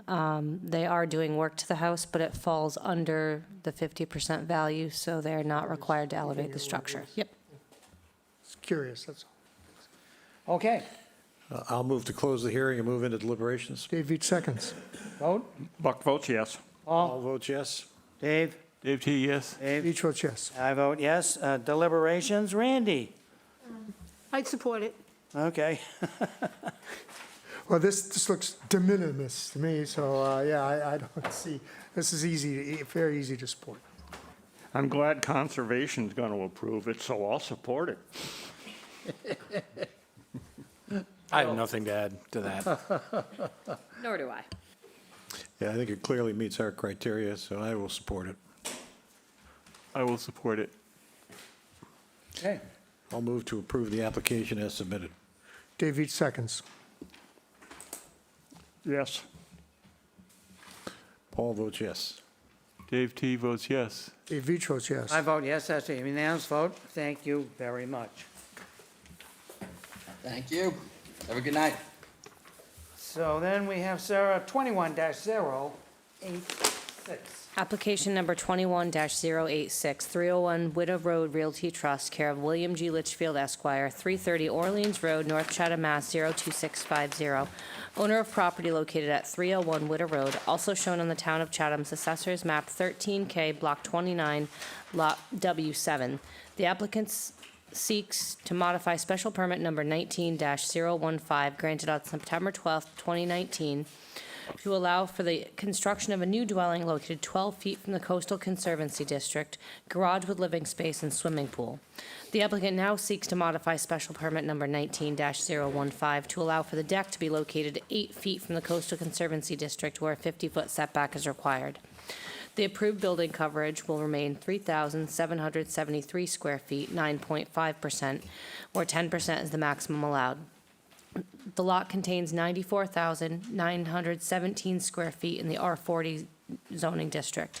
A special permit is required under Mass General Law, Chapter 40A, Section 6 and 9, and Sections 5B and 8D2B of the Chatham Protective Bylaw. Mr. Litchfield. Good afternoon or evening, Mr. Chairman. Bill Litchfield, excuse me, here on behalf of Kirby McBride as trustee. Sarah basically set the stage. As you will recall, those of you who were on the board in 2019 will recall that you approved a special permit for the construction of a 3,700 square foot house on a very large lot, 96,000 square feet. At the time, the plans showed here and here an outside shower. Nobody paid much attention to it. The shower was proposed to be built on a, quote, patio, unquote. It wasn't at ground level. It was at the same elevation as you saw today, but it was actually supposed to be built on a above a retaining wall. And the homeowner said, that's kind of silly. And the builder said, okay, we'll put it on a small deck. Well, as you know, there's a difference between a deck and a patio. decks are structures, patios aren't. So when Mr. Briggs went out for final inspection, he said, before it was sort of a fence outside shower, now it's a structure because it's been raised up. You need to go back to the Zoning Board of Appeals for validation of what you saw when you went out there. That's where we are here today. The chair will read a letter from the Conservation Commission. The Conservation Commission, this is where he will educate you about showers. He is the chair for those purposes. The letter previously read, the Conservation Commission apparently was unaware of the outside shower on the original plan. So they are not requiring an amendment. They're simply going to make a note, which the chair will read on their certificate of compliance. So we're seeking an amendment of our prior special permit. I'd be happy to go through the criteria if you'd like me to, but I think we've addressed the issue. I think we'll pass on that. Thank you. Mr. Litchfield. All right. Is there anyone in the audience who would like to speak in favor of this application? If so, please indicate on the screen now. There's no one in the audience that wishes to speak in favor. Okay, the correspondence from Nicole Smith, dated today. The outdoor shower does not appear to have been addressed with conservation. Therefore, no conditions were included in the order of conditions to address it. Because the footprint of the approved deck does not appear to have increased and the shower is located on that deck, I do not think they need to come back to conservation for an amendment. The changes will have to be addressed during the certificate of compliance process. The following condition will likely be added to the ongoing conditions on the certificate of compliance. The rinse station shall be used exclusively for rinsing. No soap, body wash, shampoo, conditioners, or any products containing chemical agents may be used or stored in the rinse station. Then we have a memo. Judith Georgia writes on 11/2, I have no concerns regarding the request to modify the special permit to allow a deck. And that's it. Is there anyone in the audience who wishes to speak against this application or has a specific question? If so, please indicate on the screen now so that Sarah can recognize you. There's no one in the audience that wishes to speak in opposition or has a specific question. Does any member of the board have any questions? What? This looks like another blueprint with no stamp.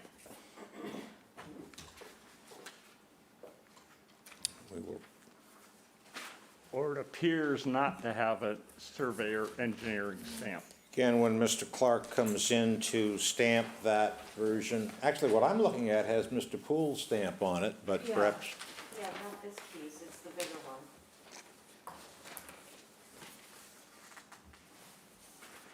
That's fine. I guess the small ones don't count. Any other questions? I'll move to We'll get close it the if it hearing and doesn't. move into deliberations. Dave Veach seconds. Need a vote? Buck?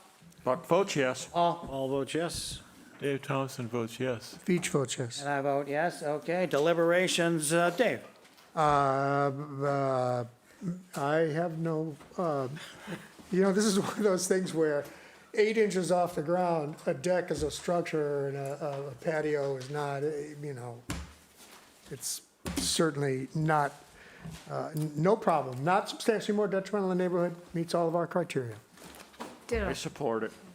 Bill? I would support it as well. Megan? I support it. It's a beautiful house. Yes, It is. I agree. It Oh. does comply with our conditions. I agree. I love the house. Okay. And I Yours, made yeah. my Yeah, statement. you do too. Okay. I couldn't help but notice when I was out there in all that glass on the water side, how they fared in that last storm. Anyway. Apparently not well, according to the contractor that was out there that I Oh, saw. really? Yeah. I'll move to approve the application as submitted. Dave Veach seconds. Okay, we need a vote. Buck? Buck votes yes. Paul? All votes yes. Dave Thompson, yes. Dave Veach votes yes. I vote yes, that's a unanimous decision. Thank you very much, Mr. Litchfield. I don't think we have any other business except for adjournment. So we need a roll call on that. I'll move to adjourn. Dave Veach seconds. 627, Buck agrees. Bill? Agree. Megan? Agreed. Paul? All agrees. Agreed. Randy? Agree. Beach agrees. And I agree. And your official time is? Our official time for adjournment is 6:27. Just like Buck said. All right, thank you one and all. And we'll see you in 2 weeks. 2 weeks.